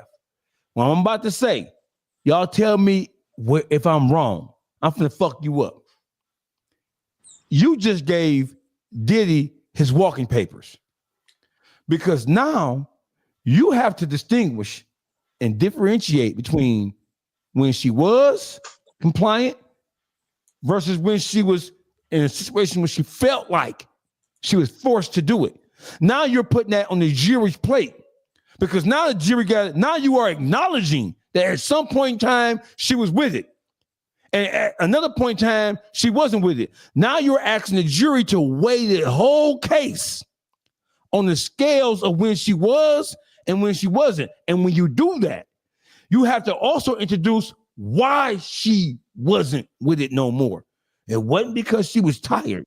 It was because Diddy had grew tired of her, and he started to introduce new factors into the sexual equation, and she felt jealous. She's already stated in unequivocal terms that she didn't want to do it sometimes, but she felt like she had to do it because if she didn't do it, Diddy would just go and get somebody else. She didn't say he would force her to do it even against her will. She said she felt like she had to do it because if she didn't do it, then he would just go get somebody else, and she didn't want nobody else occupying her position as his sex assistant slime ball bitch. She did say that. She did say that. Hold on. She did say that. And she also said that it was a time, and it's in the transcript. She also said that it was a time she didn't want to do it. And that nigga pulled out a fucking iPad and said, I released this shit on Christmas, which is what? What the proof of that? Blackmail. What the proof of that? What the proof of that? Man, go back to the transcript thing. I've been watching it every day. The transcript is her. Hey, hold on, whoa, Boogie. It's her. And it's text message. It's text message. It's text message. Okay, it's so listen, text message. Listen. On the prosecutor side. Okay, so listen. What we have here, like right now, she's on direct. And they're introducing all the negative shit they believe that the defense is going to introduce in order to discredit her as a viable witness. So they're introducing all this shit, and they're really open. What the prosecutor is exposing about Cassie is really throwing the case into doubt from the very beginning, because we don't have any hardcore evidence that she wasn't a willing participant. And another thing is, she was a willing participant for, we ain't talking about no 1 month, nigga. We talking about 11 years. So you was a willing participant for 7, 8 years. In the last 2 years, when you felt some kind of way, you want to back out the shit. What about your responsibility for that first 8 years, that freak on shit that you was helping coordinate? For the most part of the time she was getting her ass kicked, you think it was because she was saying yeah to everything? When did he start beating her ass, Boogie? When he started beating her ass? Come on, What day and what time? Y'all think she was getting her ass kicked because she was saying yeah to everything, my nigga? Boogie, I'm asking y'all a question. Hey, listen, I'm saying, here's what I'm saying about this right here, right? Puffy, don't forget that he's Puff Daddy. Don't forget he's P. Diddy. P. Diddy is into everything from liquor to Revolt TV, the network owner. He was music mogul icon. Some of what she was getting her ass kicked for didn't have nothing to do with no sex page, bro. Some of what, because he was beating Kim. I didn't say that. What I said was, I didn't even say nothing about sex. I said, do you think, I said her getting her ass kicked, do you think she was always saying, like, what you think she was saying, nigga? Some of the times, nigga, for a lot of the time, she's saying no. You think she was getting her ass kicked for saying yes? You think she was getting her ass kicked for saying yes? Is that a question? Because if it is, I have an answer. You think she was getting her ass kicked for saying yes most of the time? Is that a question, nigga? I dare you say it's a question. That's a question. I dare you say it's a question. I have an answer. She wasn't just getting, he wasn't, if he was whooping her ass, which we know he was, he wasn't just whooping her ass about no refusal to participate in sexual activity. Like, for example, the video that we see where he put his hands on her, that had nothing at all to do with sex and the sex parties and the freak parties. That was just him and her in the hotel room getting into it. That ain't had nothing to do with she running from him trying to force her into a sexual act that she wasn't with. That was just her hitting him in the head with the phone. He hit it, and I ain't say that ain't the Boogie. The main piece he was in the shower when she ran out of that motherfucker. Hold on, Boogie. Hold on. He had a towel on. That don't mean he was in the shower, bro. He was in the shower when she left. so she could get the fuck up out of there. If he wasn't in the shower, she wouldn't have been able to get up out the fucking door. Watch me fade this nigga right quick. Watch me get this nigga fade, a ball fade. Watch this. Listen. So Boogie, you do realize that during that assault on Cassie in that hotel room, which was caught on video surveillance, you do realize that had nothing to do with a freak party. It had nothing to do with sex. It had nothing to do with sex trafficking. It had nothing to do with no sex worker. It had nothing to do with no type of freak off shit whatsoever. But that's one of the main pieces of visual evidence that they're trying to introduce to say that because this is this means that too. That goddamn fight or beating that she suffered had nothing to do with this case. Puffy not on trial for kicking this bitch ass. You can't put that video of her getting her ass whooped in this shit with this sex shit. You can't put them in there. You know what though, right? Already. That's some way before the trial that how they bring all this other shit into the criminal case. You see what I'm saying? It don't never supposed to be in there. Even in this criminal case, they bringing up the goddamn civil lawsuit. Shouldn't even be in there at all. Yes, you know, I agree. That's try to shine some light on his character. You feel me? But the thing is, that was discussing a while back that ain't no separating this shit because that don't have no place in there. Not nothing to do with nothing. But here it is. They still introducing it into a criminal charge. You see And what I'm saying? I think that's gonna hurt you. Go ahead, Juice. Go ahead. It show what type of character you got, some of the type of things, and how you handle certain situations. Yes. That's all they Because do. They building up to show he be into this. Hey, but listen, Juice, where the fucking evidence at, bro? Y'all starting out with the most salacious details that have nothing to do with, because don't forget, what does Cassie have to do? She's just a material witness. So, I mean, she's a character witness for the most part. She's material. Now, hold on, I'll take it back. She's a slash. She's a hybrid. She's a material witness because she was there for a lot of this shit. So she has firsthand intricate knowledge about what took place, but she's also a character witness because she was his girlfriend. So to his character, we're looking at how he beat her, how he abused her, how he misused her, and they're trying to use that to assassinate him, to influence how they view other pieces of evidence that have yet to be put into into the equation yet. They brought her out there first. Why are you bringing her out here first? Nigga, bring one of these sex workers out who he trafficked. Because don't forget, this is trafficking. Where is sex trafficking prostitutes at? Bring them out. They coming. They coming. They coming. Why leave with Cassie? Why leave with her? The damage his credibility, bro. To damage the credit, to damage to taint the mind of the jury. We're gonna say he showed him a video. Okay, listen. What does the video of him jumping on Cassie and beating her ass, what does that have to do with sex trafficking when that situation had nothing to do with a freak off party? It had nothing to do with a sex party, an orgy, a menage a trois, none of that. They're trying to taint and pollute the minds of the jury and the media. It's a character assassination along with a prosecution. Because we see by how Boogie took it, that's how the mass majority of the people go take it. They keep flashing him kicking her ass. Oh, he was forcing her into it. He made her go back. She was trying to get. I told y'all that's how they gonna take it. I told you exactly how they gonna take it. That's why they painted that image. So I got a question. So I said that from the beginning. So if Puffy's on trial for sex trafficking, that's the main case, right? The RICO, the main case. The main component of the RICO is sex trafficking, right?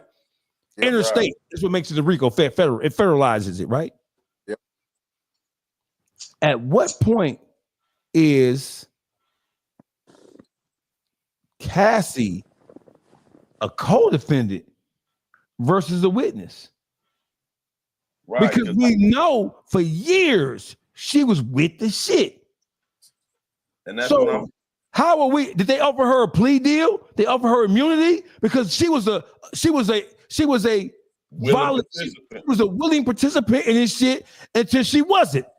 So my question to you earlier, Boogie, was at what point do we distinguish, differentiate, and draw the line? What year? Year 1, year 8, year 1, year 3, year 4.5, year 6, year 6 years and 3 months. At what point do we say that she went from being a willing participant of this debauchery and this criminality to somebody who's just not with it and trying to escape from it? First and foremost, I had already said, to me, they ain't even proved that it's trafficking yet. That's first and foremost. Yep. So to answer that question, I'm not gonna answer that question because I don't think it's trafficking. But I'm telling you, like I said from the beginning, the jurors just seeing them pictures and being sympathetic and regular people, and they see over and over and over pictures of her getting her ass kicked, drawing out the picture of who he is. That make it look like you can't do nothing without him saying. So ain't no telling him no. If he kick your ass that much, you can't tell a man like that no. Okay, we got breaking news, Boogie. Breaking news. Listen. So 100% Rotten Podcast says lock Puffy up for rubbing cum on his nipples. Now, listen. As far as I'm concerned, and Juice may not agree with this because Juice is one of those jurisprudent ass law ass niggas, right? As far as I'm concerned, for that action alone, that man is not supposed to be running around free society, bro. Man. Right. I said the other day that nigga too freaky, bro. You way too freaky to be out here with regular people. That's that penitentiary freak shit he on, Juice. Man, he got a Rico by himself. So how they get him a Rico by himself? I never heard of nobody getting a Rico ever solo. So we talked about that. We talked about that months ago. We talked about that about 2 or 3 months ago. A RICO is as continuing. One of the main components of a RICO is a continuing running a criminal enterprise. So they're saying it's a criminal enterprise because he used people to help book trips, book flights, hotel room, send money, blah blah blah blah. So where his conspirators at? Where are his conspirators at? It takes two or more. The main element more to conspire a conspiracy.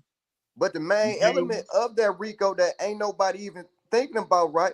What was his gain of being a freak? Because you gotta continue the criminal enterprise back commercial. He ain't had shit to do making no money by being a super freak. So they might as well throw that RICO shit out the window. You know what I mean? Well, they trying to hit him. They're trying to make it a RICO because they saying he was trafficking, sex trafficking. So that's what they trying to hit him with the RICO. But one of the elements of Sex RICO, trafficking. You can get charged with sex Like I trafficking. say, he was paying them.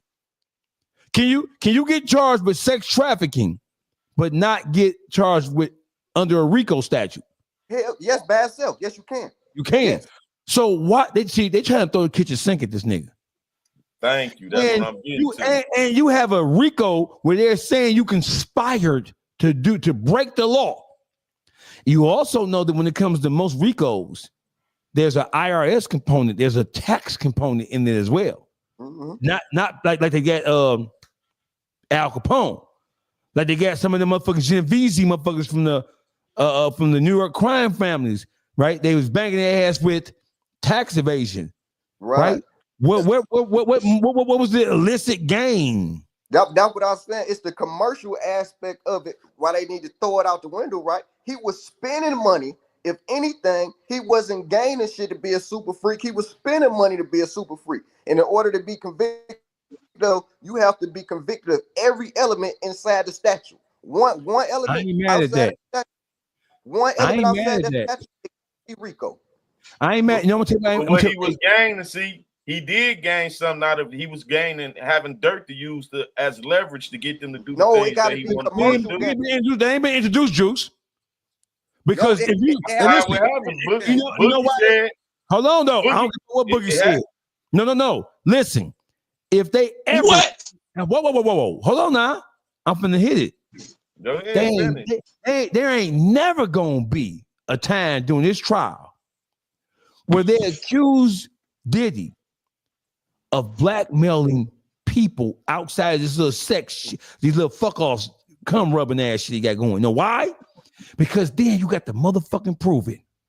And you got to prove who he was doing it to.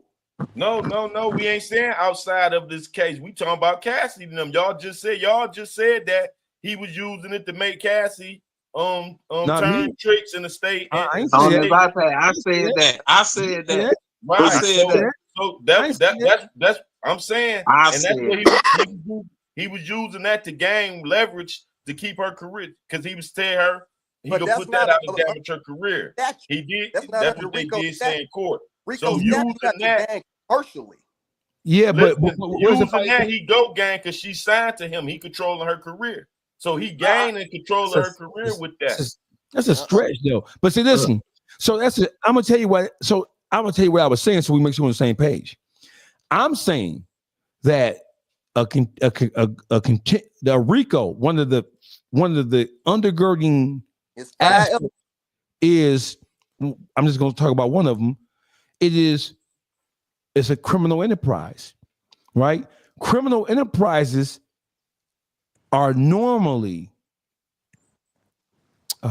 what's the word I want? Criminal enterprises normally have a monetary value or monetary gain or a monetary goal attached to it. The only thing that we see here is him using his power and influence, and he using his money to create freak-off parties to satisfy his own weirdo motherfucking sexual proclivities. We don't see that he's not pimping and pandering like pimps. This ain't the man. Somebody said yesterday the man act. No. Ain't the man. I'm buying pussy. I'm buying freaky behavior. I'm not controlling you to sell it to somebody else. I'm not charged. Nobody says that he charged entry fee to get into the freak-off parties. He's just providing the atmosphere for his rich friends and entertainers. Ain't no money being gained. Not a nickel. But the thing is, it ain't got to be cash to use to gain other use it for leverage. It's blackmail. The thing is, why do y'all think they before arresting him, they raided all his properties first? Get evidence of whatever they can find. Why? Because it ain't Cassidy. See, what y'all fail to realize, Cassidy ain't the one that got this started. They just using her to bring him down. Cassidy had got her money and went on her motherfucking way. Hey, listen, it's other people he got dirt on them tapes. See, he used them freak offs and gained different videos that had push blood on you. Hey, listen, like to walk out of this fucking case. No, but watch this. Hold on. Hey, listen, Juice. We know. We watched them raid his homes. I think in New York and LA. They went in those houses for one reason and one reason only. In Florida. No. They went in those houses for one reason and one reason only. And that was to retrieve and to secure what they heard he had that was most valuable. And that was tapes of politicians and entertainers of every ilk. Right? No, I'm not saying anything different than that.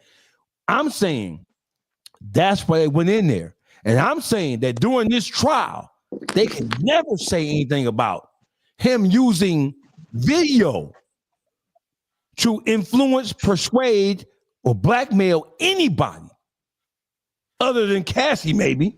Because when you do, you're opening up Pandora's box. Because I wish you would say that he has, how you know? Because we got tapes. Where the tapes at, bitch ass nigga? And who own them? Now I'm putting everybody on the floor. Y'all better make this shit go away. Because if these bitches say one thing about me, blackmailing that hoe, it ain't just her. I was doing it too. You realize that, right? It's Senator Romney. It's Bill Clinton. It is this powerful studio executive in Hollywood who oversees Columbia Films, Sony Films. You want to play with me? Right? We're going to let this shit go on for a little bit. so y'all can have a good display of a trial, put me on trial. But bitch, the prosecution better fumble this motherfucker like they're fumbling right now. Putting Cassie out there first to try the people, the general public know what that's about. That ain't about straightforward evidence and proof of this shit and that shit. This about character assassination. You trying to prime a nigga up. You're trying to tenderize the public and tenderize the jury with this shit. And then hopefully any other, when you start introducing what you call facts, they'll already be prejudiced against him, so much so because of a character assassination. Now, if they had hardcore evidence that he was I got $1,000. No, fuck all that. Keep it G. I got $100 to say that this trial does not end in a conviction. That man knows too much. He's sacrificing himself by allowing himself to be put on trial. So because you fucked up, bro. You got to go to trial. You done fucked up this bitch and told on you. This is your hope. So you got to go through this shit. But them prosecutors, based on what I'm hearing, they're not doing a good job. They're not being very effective, at least as of right now, at the initial onset of this trial. I'm saying we're going to let you go to trial. Don't forget we saying these hunkies is powerful. We're going to put you on trial, you bitch ass nigga, because your bitch is the one who blew all this shit up. But we're going to stumble and fall and trip and give you enough wiggle room to get out this shit. They might try to retry you, but bitch, you're going to be free on bond. And then we're going to kill you like we killed Jeffrey Epstein, bitch ass nigga. Like you tried to kill Al B. Shore, like you killed Kim Porter. We're going to get rid of your ass because now you're the ultimate form of liability and you have leverage over us. I'm gone. And that's the thing. If he told them to bring their leverage on and they got him with illegal tapes of different people that he done took doing illegal things that they ain't had no business doing, he ain't gonna tell them to bring that on because that's gonna put the nail in his coffin. No. Listen, let me finish. Because if they got the proof he did it, because see, we in a state, Michigan is the state where you can record people. California and all that, no, it got to be a consent with that.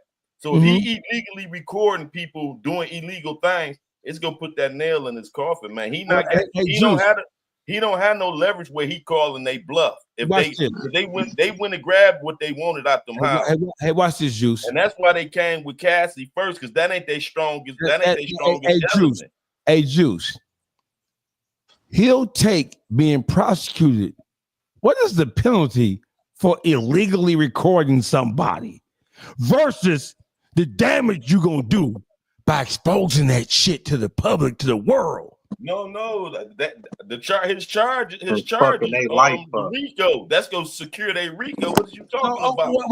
But he's RICO. He been doing it won't secure. It won't secure RICO because there's two things here. If he did collect recordings and footage of people doing freak offs, you also have to have evidence showing that he tried to leverage that against somebody for personal gain or monetary gain. We ain't got that. Ain't nobody coming, because who gonna admit that Puffy tried to leverage them in exchange for exposing them or not exposing them? Whoever had them, whoever they went and raided his houses about, because it wasn't about Cassidy. See, y'all keep thinking it's about Cassidy. No, they ain't get no time, though. Cassidy had a private lawsuit. Cassidy didn't bring no criminal charges up. That's my point. My point is, what tapes they found in them house? They ain't revealed their hand yet. But whoever you just asked the question about, why did they do it? Listen, bro. Hey, listen, this Puff Daddy. Hey, listen, this Puff Daddy, bro. I'm saying this. For them to raid him looking for anything. Somebody had to tell them that he got some illegal tapes on them or something that they did. That's all I'm saying. Somebody admitted it then. That means somebody had to admit something. Listen, bro. He didn't admit it. We know for a fact that the reason why they went in them houses is because they were trying to secure that shit so that it wouldn't get out there. But So who he told him it was something to secure? Puffy did. You just said Puffy didn't. So who told him it was something to secure? Here's what I'm saying. Whoa, hold on. Hey, you twist my point around. Here's what I'm saying.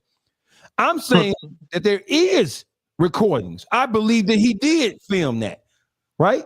He'd be a fool not to. That's what I'm saying. And I'm also saying that that's not a part of this case. If that was a part of this case, they would have led with that shit. That would prove the heart, the essential elements of the case right there. But he ain't being charged with blackmail, bro. He being charged with sex trafficking. There's no element of this motherfucking thing, we can pull it up right now, where it says that he tried to blackmail anybody except for the cash shit. But listen though, right? Now, one time since this came out, have anybody said he did this for the purpose of gaining money? Not one person. No, but Juice is saying that it ain't gotta just be money. It ain't gotta be. It ain't gotta be cash money. What do you think commercial mean? Commercial don't mean blackmail. Well, if it ain't cash money, Juice, go ahead, Juice. Go ahead. Listen, extortion come in all types of forms. Hold on, gossip. Hold on, gossip. Just because it ain't cash money being exchanged don't mean it's not extortion. That's true.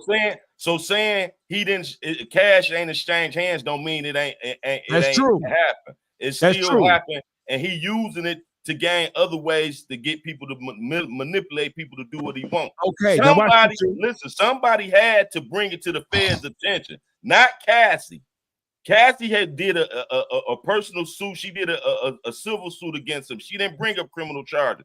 For them to bring up criminal, I know. I'm just saying for them the initial criminal charge where they come up with this RICO and went in all them houses looking for evidence.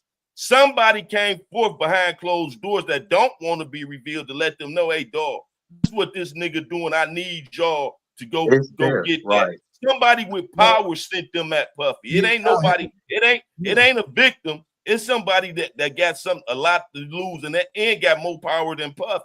Well, that's why he's going through what he's going through. It's bigger than him. Yeah, in a case like this, Cassie is insignificant, right? But when you say Cassie was interviewed, when she filed that civil action against him, she articulated things in there that were criminal. The shit that she listed in her civil suit, those were criminal activities, right? Even though the case got settled in record speed, it's still a matter of public record because she filed it. Where Puffy made his mistake is not acquiescing to that bitch before she filed anything in the courts. Because the shit that she filed in that civil suit, a lot of that shit is criminal if the feds was to pick it up. So Cassie is one of the people, but she couldn't admit it because she signed a non-disclosure agreement after she got the $20 million. So she wasn't supposed to be saying nothing about it. But as we know, non-disclosures don't prohibit motherfuckers from giving criminal motherfucking evidence like that, right? But what I'm saying is this. What I'm saying is that as soon when you say Juice, it ain't about money. So his goal wasn't money. His goal was to use shit for leverage. When you start talking about that his goal was not for money, and I agree with you that this doesn't have to be about simply. So it's a couple things going on here. The sex trafficking itself, is that a monetary thing? Yeah, when you get charged with sex trafficking, it's normally saying that you pimping hoes and selling motherfuckers for sex for money. Juice, you're saying that he is sex trafficking, but his goal wasn't to accumulate or to acquire money. His goal was to get leverage on people. Exactly.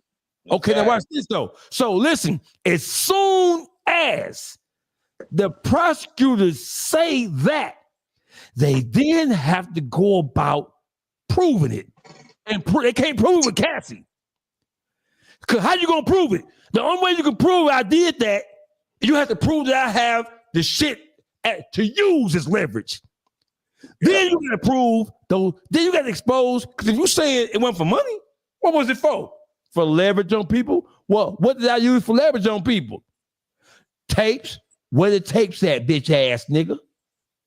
And who own them? And give me a list of people that you say I was doing this to. If they do that, Juice, they will never do that. Because when they do that, they are basically going to expose some of the most powerful people in the world. But Puffy not in no predicament. If he do got that on him, he not gonna tell them to bring the smoke. I'm gonna tell you what, Juice. I'm gonna tell you what. Listen. If they box me in like that, bro, if they would have boxed me in, if they would even mention, see, listen, you're saying it wasn't for money. We all agree that he wasn't profiting any financial gain from doing the sex trafficking shit that he's accused of doing. You saying it ain't gotta be about money in order for to qualify. We agree. If it ain't about money, what is it about? It could be about using the information that he acquired. Pictures to get to that next level. The thing is, he don't have to be. It don't have to be something he using right then. It's just having dirt on the motherfucker. So if time prevails, that I might need. Say you wrong. No, I might need you wrong. No, you wrong, bro. No, you wrong. Let me finish. You ain't even heard me out. I'm gonna tell you wrong right now. He could be.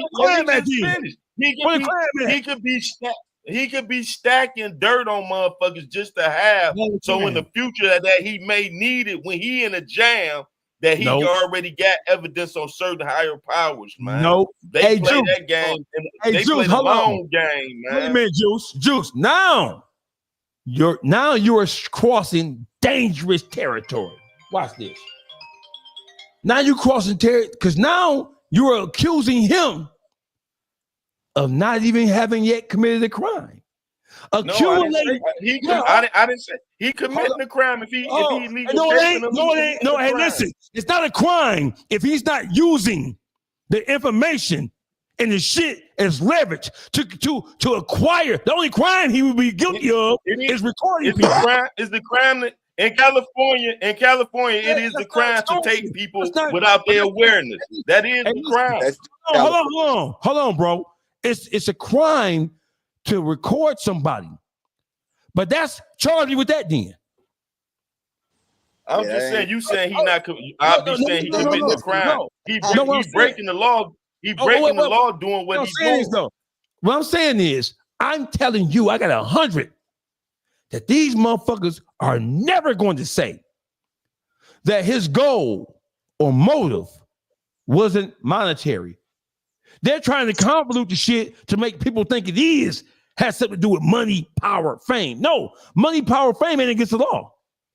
But you're saying, go ahead. I'm saying that.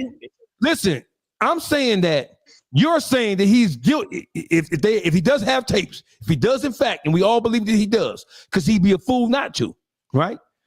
That's against the law. But that's not blackmail. That's just the accumulation of information through filming people doing shit that may or may not be right in some people's eyes.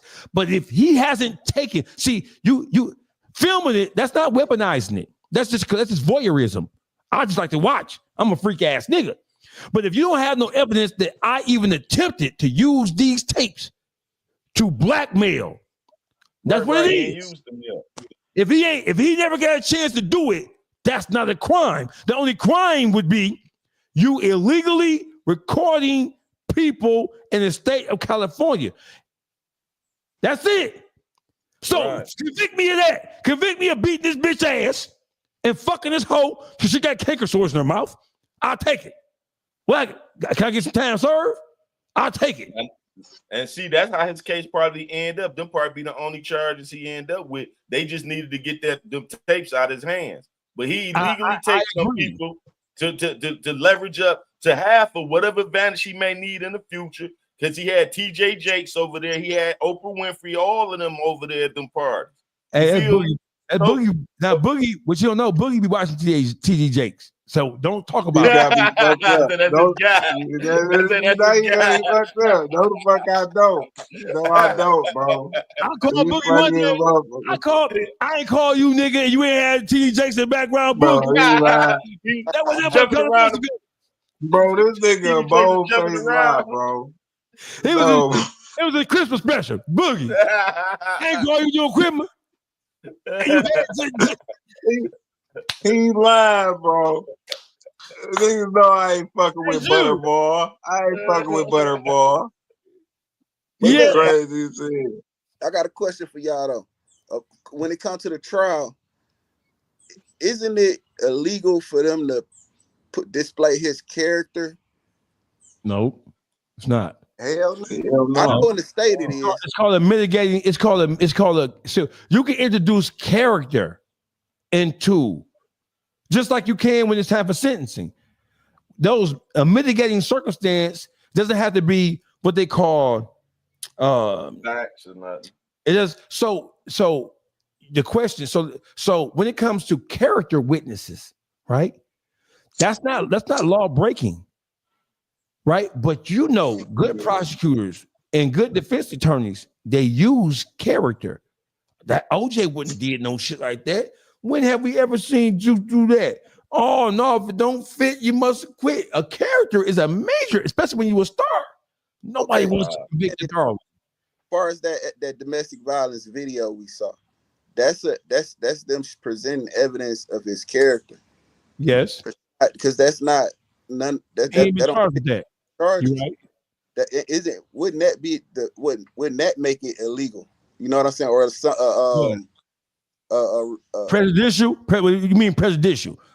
Now you can introduce. So I want to make sure. So are you asking with introducing things that are not necessarily criminal or that he's not being charged with? Is that prejudicial? Right. So okay. So say if it's a murder trial and he got caught with a gun, but it's not the murder weapon, Right. they can't use that weapon as a part of the murder trial because it was. They can't. No, but they could bring that case up saying he got caught with a gun before to show that's the type of character he is. He known for carrying guns. That's still a Yeah, but they can't introduce that as evidence, direct No, it ain't evidence. gonna be evidence. They can bring it up just saying. Yeah, but history. He right. This is history. He known for carrying pistols. But that video they brought up as evidence, right? Oh, dude. And what the fuck that video? Because see, listen. So is one of the elements of the RICO case, and I'm sure because we heard that they've been objecting to everything left and right. So if I was his attorney, I know, listen, they're not going to not let that video in, right? Because without that video, Cassie testimony don't mean shit. It's two lovers going at it. That video turns Puffy into a monster. Officially, vilifying.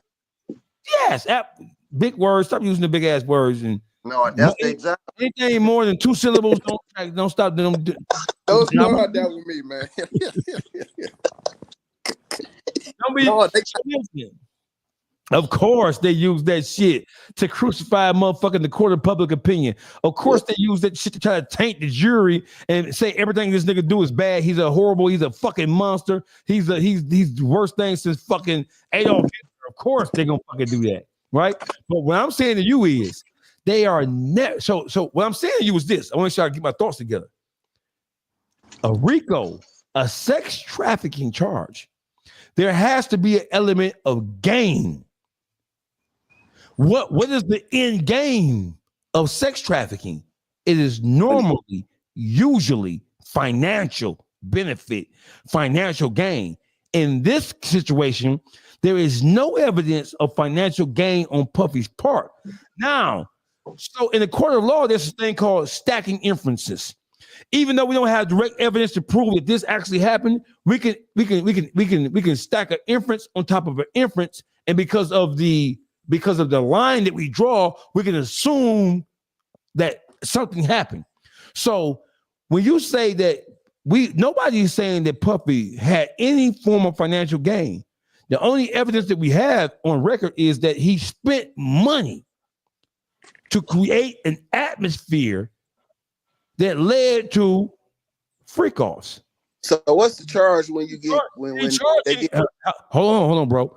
He didn't charge. Now listen, if Puffy charged somebody for entrance into one of those houses, lofts, apartments, whatever, if he charged them something, whether it's money or some other form of secret society ass, they can. But if it's some secret society ass shit, nobody's ever going to admit that he tried to charge me this to get into that. So if Puffy ever charged somebody, there's the money right there. But there is no charge. There is no money. They ain't talked about money one time. So what we saying is he used these parties to facilitate freak-offs, and then he filmed it unbeknownst to the people who participated in it. And then he collected it for the purposes of using it as leverage to blackmail somebody, not now, but sometime in the future. Now listen, when I say stack of inference on top of an inference on top of an inference, at some point between those inferences, you do have to have some tangible proof. You can't just be hopping without introducing some proof along the line. Puffy is not being accused of leveraging information, pictures, knowledge, or anything against anybody except for Cassie. That's still domestic, because every day, that's still not, it seems strange, man. But the reason why they have revenge porn, they turned it into a law, is because people who were in personal relationships, who was making videos that had naked pictures, and they broke up, they was using that to embarrass, intimidate, and harass motherfucker they broke up from. Ain't no that ain't no RICO. That's not a RICO. That's just him angry, upset, wanting to get his way, and threatening a bitch, a singularity bitch. That ain't no conspiracy. Find me 2 other people he did that to. Then we have him using this footage as leverage to influence people. That's a conspiracy. Right now, all we got is that he did to Cassie. That's not a conspiracy. So how he got it right now, how they got him on it right now. You asking me why they introducing it? Because it's a part of them. You know what I mean? They always pick you up on bullshit and make you figure it out later. Yeah. So no. They don't have him on using that. They haven't even acknowledged. No, I'm saying they got him on the RICO. I'm saying how they got him on the RICO, and he the only one on it. And listen, I listened to Judge Joe Brown. You had the show. Judge Joe Brown said a year and a half ago, that's not no motherfucking RICO. Yeah, I never seen nobody with a one man RICO. No, yeah, and he said Judge Joe. I watched Judge Joe Brown. Some people don't agree with him, but Judge Joe Brown said that's a witch hunt. That's them trying to sit up a nigga who done forgot his place down. A RICO, like you just said, Juice, where my co-conspirators at? Wait, hold on, bro. They're not even saying, normally they would say at this juncture, the trial already started, bro. Who did y'all give immunity to? Okay. Right. You ain't gave out no immunity to nobody. DC Black's it's supposed to be. I'm waiting on you. We live on air right now. I sent you the link. Where you at? It's DC Black's calling in. What up, though? Tell him we said what up, though. What you on? Everybody saying what's up? Man, come on, man. I ain't even dressed, man. I will though. All right, it's on the popping, bro. Okay. Yeah, no doubt. So listen. So when it comes to this, we got to be careful, because there is no charge. There is no component of the charge in this indictment that says that Puffy collected pictures and video for the express purpose of using it as leverage in the attempt to blackmail people to do something or not to do something. That's not a part of this RICO. It's not. That nigga's supposed to be charged with illicit for prostitution. Or sex trafficking by itself. Illicit prostitution, bro. That's what he was tricking. He wasn't doing no sending. Who just said that? Real spill? Hey, Juice. Yeah. Juice, tell me, Juice. Yeah. Why is it? Why? Listen, hey, Juice, you know. So listen, see me, Juice, dirty old man. We didn't bought enough pussy. You feel me? Yeah. We nigga, every real nigga. No, just joking. So listen, Juice. Why? So the sex workers that he was flying in from parts unknown. Why isn't he being charged? Why isn't one of the charges like the brother just said? Soliciting prostitution. That's a crime. That's pandering. No, pandering is pimping. But yeah, soliciting a prostitute is against the law, right? Caught buying pussy. Except in Vegas. Right. Except in Vegas. Except in Las Vegas. In Utah. Without the RICO involved, which we're gonna throw that shit out the window, right? Mm-hmm. He can be charged for sex trafficking alone, which they should have did, and they would have had a better chance. They would have. But you see, don't you got money from They sex would trafficking? have. Huh? You have to. Say what you feel? You got to make money from sex trafficking. No, Yeah. no. Once He was buying it. No, wait, listen, right? Sex trafficking consists of the exchange. Once he bring their ass across state lines and give them something, that's sex trafficking. You never gave him nothing. No, he did pay them motherfuckers. Yes, he did. Oh, He no, was no, paying no. them. Okay, so Paying listen. the That's work. what I'm saying. Throw that So- RICO shit out the window. They should have charged him with sex trafficking by itself. But now they done fucked up because they put this RICO on top of it, included the sex act in that. You see what I'm saying? That's how I'm saying they done fucked up on that right there. Y'all get where I'm coming Yeah, from? I got you. Yeah. Understand? But he really supposed to be charged with domestic violence and soliciting prostitution. And that's Okay. the case. Let's go over this again. Sex trafficking, a form of human trafficking, involves compelling a person through force, fraud, or coercion. Force, fraud, or coercion to engage in commercial sex acts. Commercial is commerce, bro. That means money. Mm-hmm. Specifically, so it's sex trafficking is to by force. That's not that's not, I'm gonna pay you to come suck my dick. That's not sex trafficking, bro. That's soliciting. If you According to the charges, it is because he got these bitch ass tapes to black. Hold on, bro. Sex trafficking, right here, a form of human trafficking.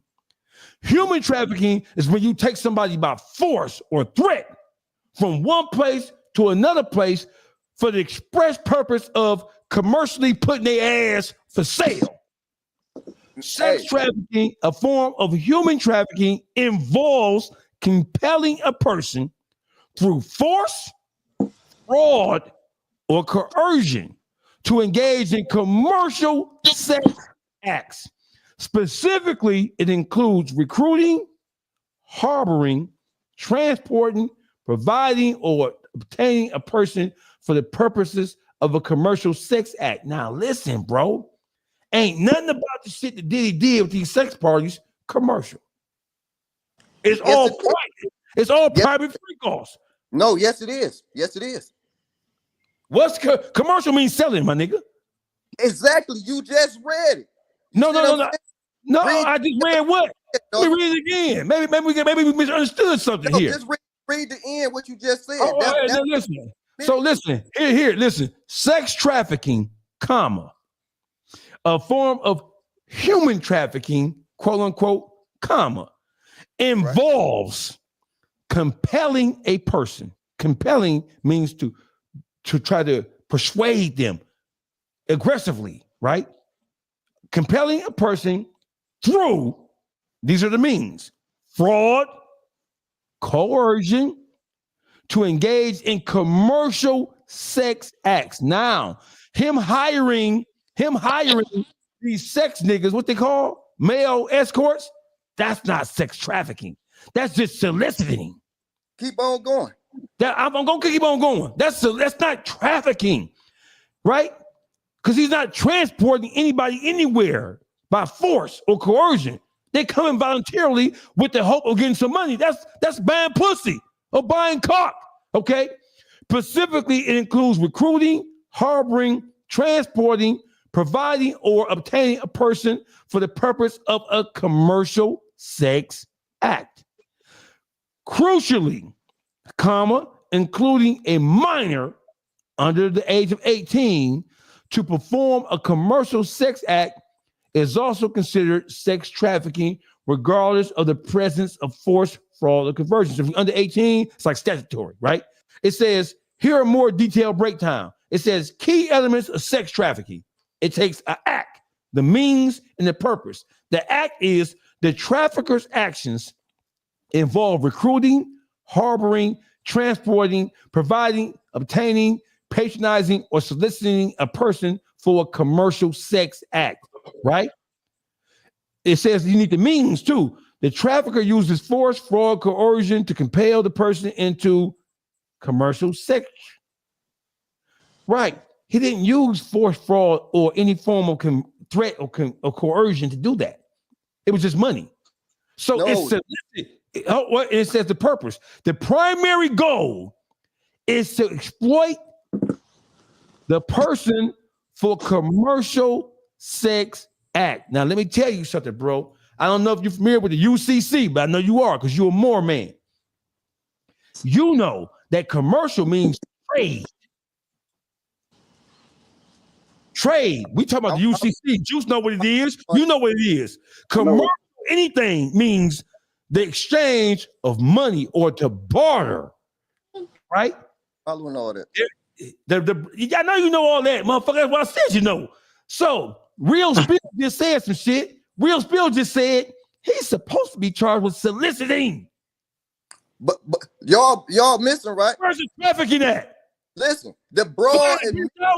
10 minutes there. I fool bitches out all over the place. Listen though, right? She admitted that she was getting them and picking them Puffy's behalf. That's why I said that falls into sex trafficking. Who is she? Who is she? Essie, bro. So, and listen, so watch this. Watch this gossip. She admitted. Now listen, hold on, gossip. Watch this big game, bro. She ain't been offered no immunity whatsoever. But she admitted that during good times, that she acted in a concerted effort to engage in sex trafficking with Puffy. But she ain't been offered no immunity. She ain't been offered shit. So that means in order for her to get up there and admit in a court of law that she broke the law, she ain't pled the fifth yet. And she ain't been offered no immunity deal. Come on, Low Berry, nigga. They're gonna come get her next. They gonna, what you mean? But they ain't gonna come get her because this shit is weak as fuck. And they know it. It's not sex trafficking. It's soliciting a prostitute to get dick put in you. They taking one charge and mixing up with the next charge for a favor. Of course they are, guys. Huh? What I'm saying is this. I ain't no motherfucking legal beagle schmeagle ass nigga. But what I am telling you, I have federal second, federal third, federal sup, MCL. You just know we like married motherfuckers, gossip too. And what I'm telling you is we didn't read enough case law, federal and state, specifically Michigan, which is where we're from. The brother just said, and it's just bing, light bulb. Where's the soliciting? Because there is no sex trafficking. When you, it's bad because like you kidnapped a nigga, ain't it? When you sex trafficking motherfuckers, you put them niggas in a shipping container or a kidnap van with no, a Scooby-Doo kidnap van with no windows, like an 18 van, and hauling the nigga across state lines. That's what we think sex trafficking is. You kidnap motherfuckers, bro. And folks totally hear me wrong. Y'all think y'all totally hearing me wrong? Let me try to make it clear, right? Cassie has said he threatened her in many ways over the blackmail, right? But she also stated that she was picking motherfuckers on his account. When he tell her to go get some motherfuckers, she pick them. You see what I'm saying? That ain't sex trafficking though. It's just picking up prostitute. Blackmail her to make her do this shit. That she never said that. No, you're going too far. She never said that he blackmailed her to pick. Blackmail takes for? No, hell no. I'm just throwing a monkey wrench in. No, you ain't doing shit. You ain't doing shit in there. That's the shit you would like to say. No, what was the you ain't doing that bullshit in there because Cassie ain't never said that he did nothing but force her to take dick from the motherfuckers they eventually got. Now, if you saying that she being a cum sponge and a cum rubber, a cum applier, what come before that, man? Huh? What come before that? Before if you what? Don't pick motherfuckers to, if you don't pick these motherfuckers to get some dick so I can get some cum to rub on my motherfucking nipples, I'm gonna expose your ass. Man, you a sick ass nigga, bruh. What come before that, man? I don't. So I'm going to threaten you and tell you that if you don't do what I tell you to do, I'm going to expose you rubbing cum on niggas' nipples. Hey, you can't take nothing out. Listen, bro. The fact that we are even discussing this shit, it shows you how Jesus can't get here fast enough. Man. Jesus, if you coming, and listen, I'm ready to go. Because this shit here, he need to clear the board with this shit. Hey, this shit can't here, take nothing out this shit is worse than Sodom and Gomorrah. this shit, listen, man. I don't mind dying. If Jesus, according to Christian theosophy, I'm not a Christian, but if the Christians got this shit right, Jesus, what in the fuck are you waiting on? This shit can't get no worse in the eyes of the Lord. Man, this is crazy, bro. This is like Jesus, if you coming, and I'm gonna tell you something.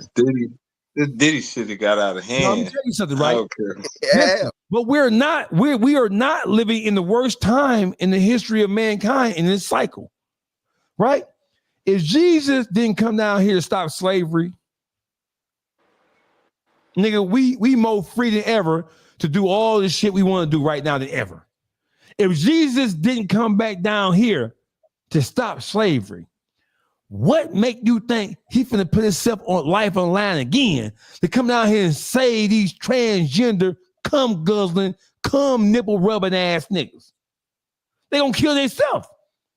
They gonna kill themselves. When they engage in that debauchery ass behavior, that whole mindset, they gonna kill themselves off with these diseases and all this old murder. They gonna kill themselves off. Puffy, listen, is he a sycophant? Yes. Is he a dragon of a nigga? Yes. Is he like one of the worst examples of black men who have attained the ultimate level of what we call success in this country? Yes. Is he guilty of a conspiracy as a sex trafficker? No. I don't see it. I don't see it.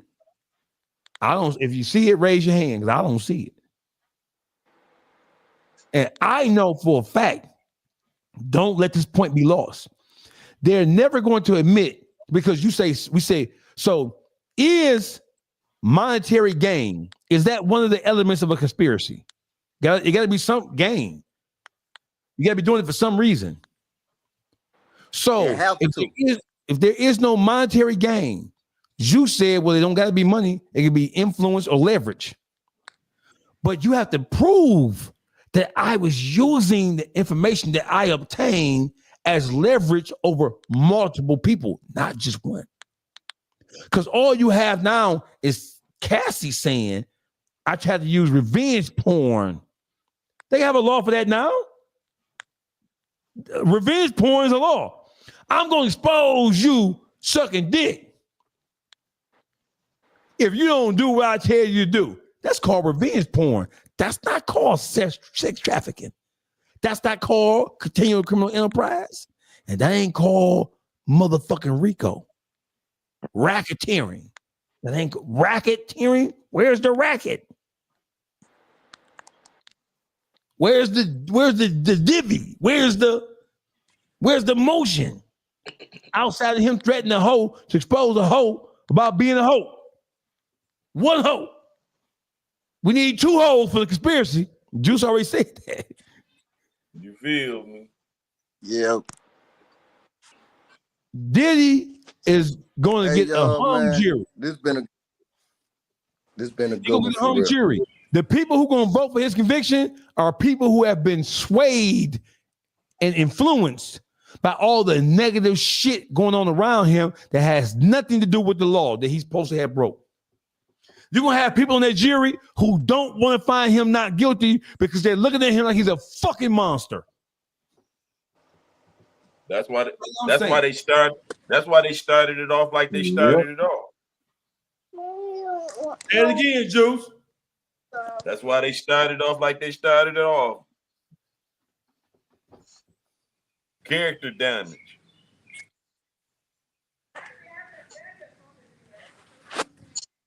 Hey man, it's been real, y'all. I gotta dip up out of here, man. All right, gossip. Your mic, You dog. on Fix mute. your mic. We 3 hours into this joint, man. I'm finna take this and carve it up and make it a 2-part situation. Now, everybody is on there, but I'm finna carve this up and take our actual talking points and cut it in half and then upload 2 of them. You hear me? And I'll send you an email with the link to download the second part of this live so we can carve it up in 2 points. One part will be the actual Diddy trial coverage. The other part will be us having this conversation. So I'm gonna do that right now. All right. No doubt. All right. All right. Salute. Peace, y'all. Man, appreciate y'all. All right, real spill, man. Appreciate Thank you y'all, to man. the Dog Pound, man. We love y'all, man. We coming back tomorrow with more motherfucking shit. We every day. We ain't stopping. Appreciate everybody. All right, we Know what it is. another time.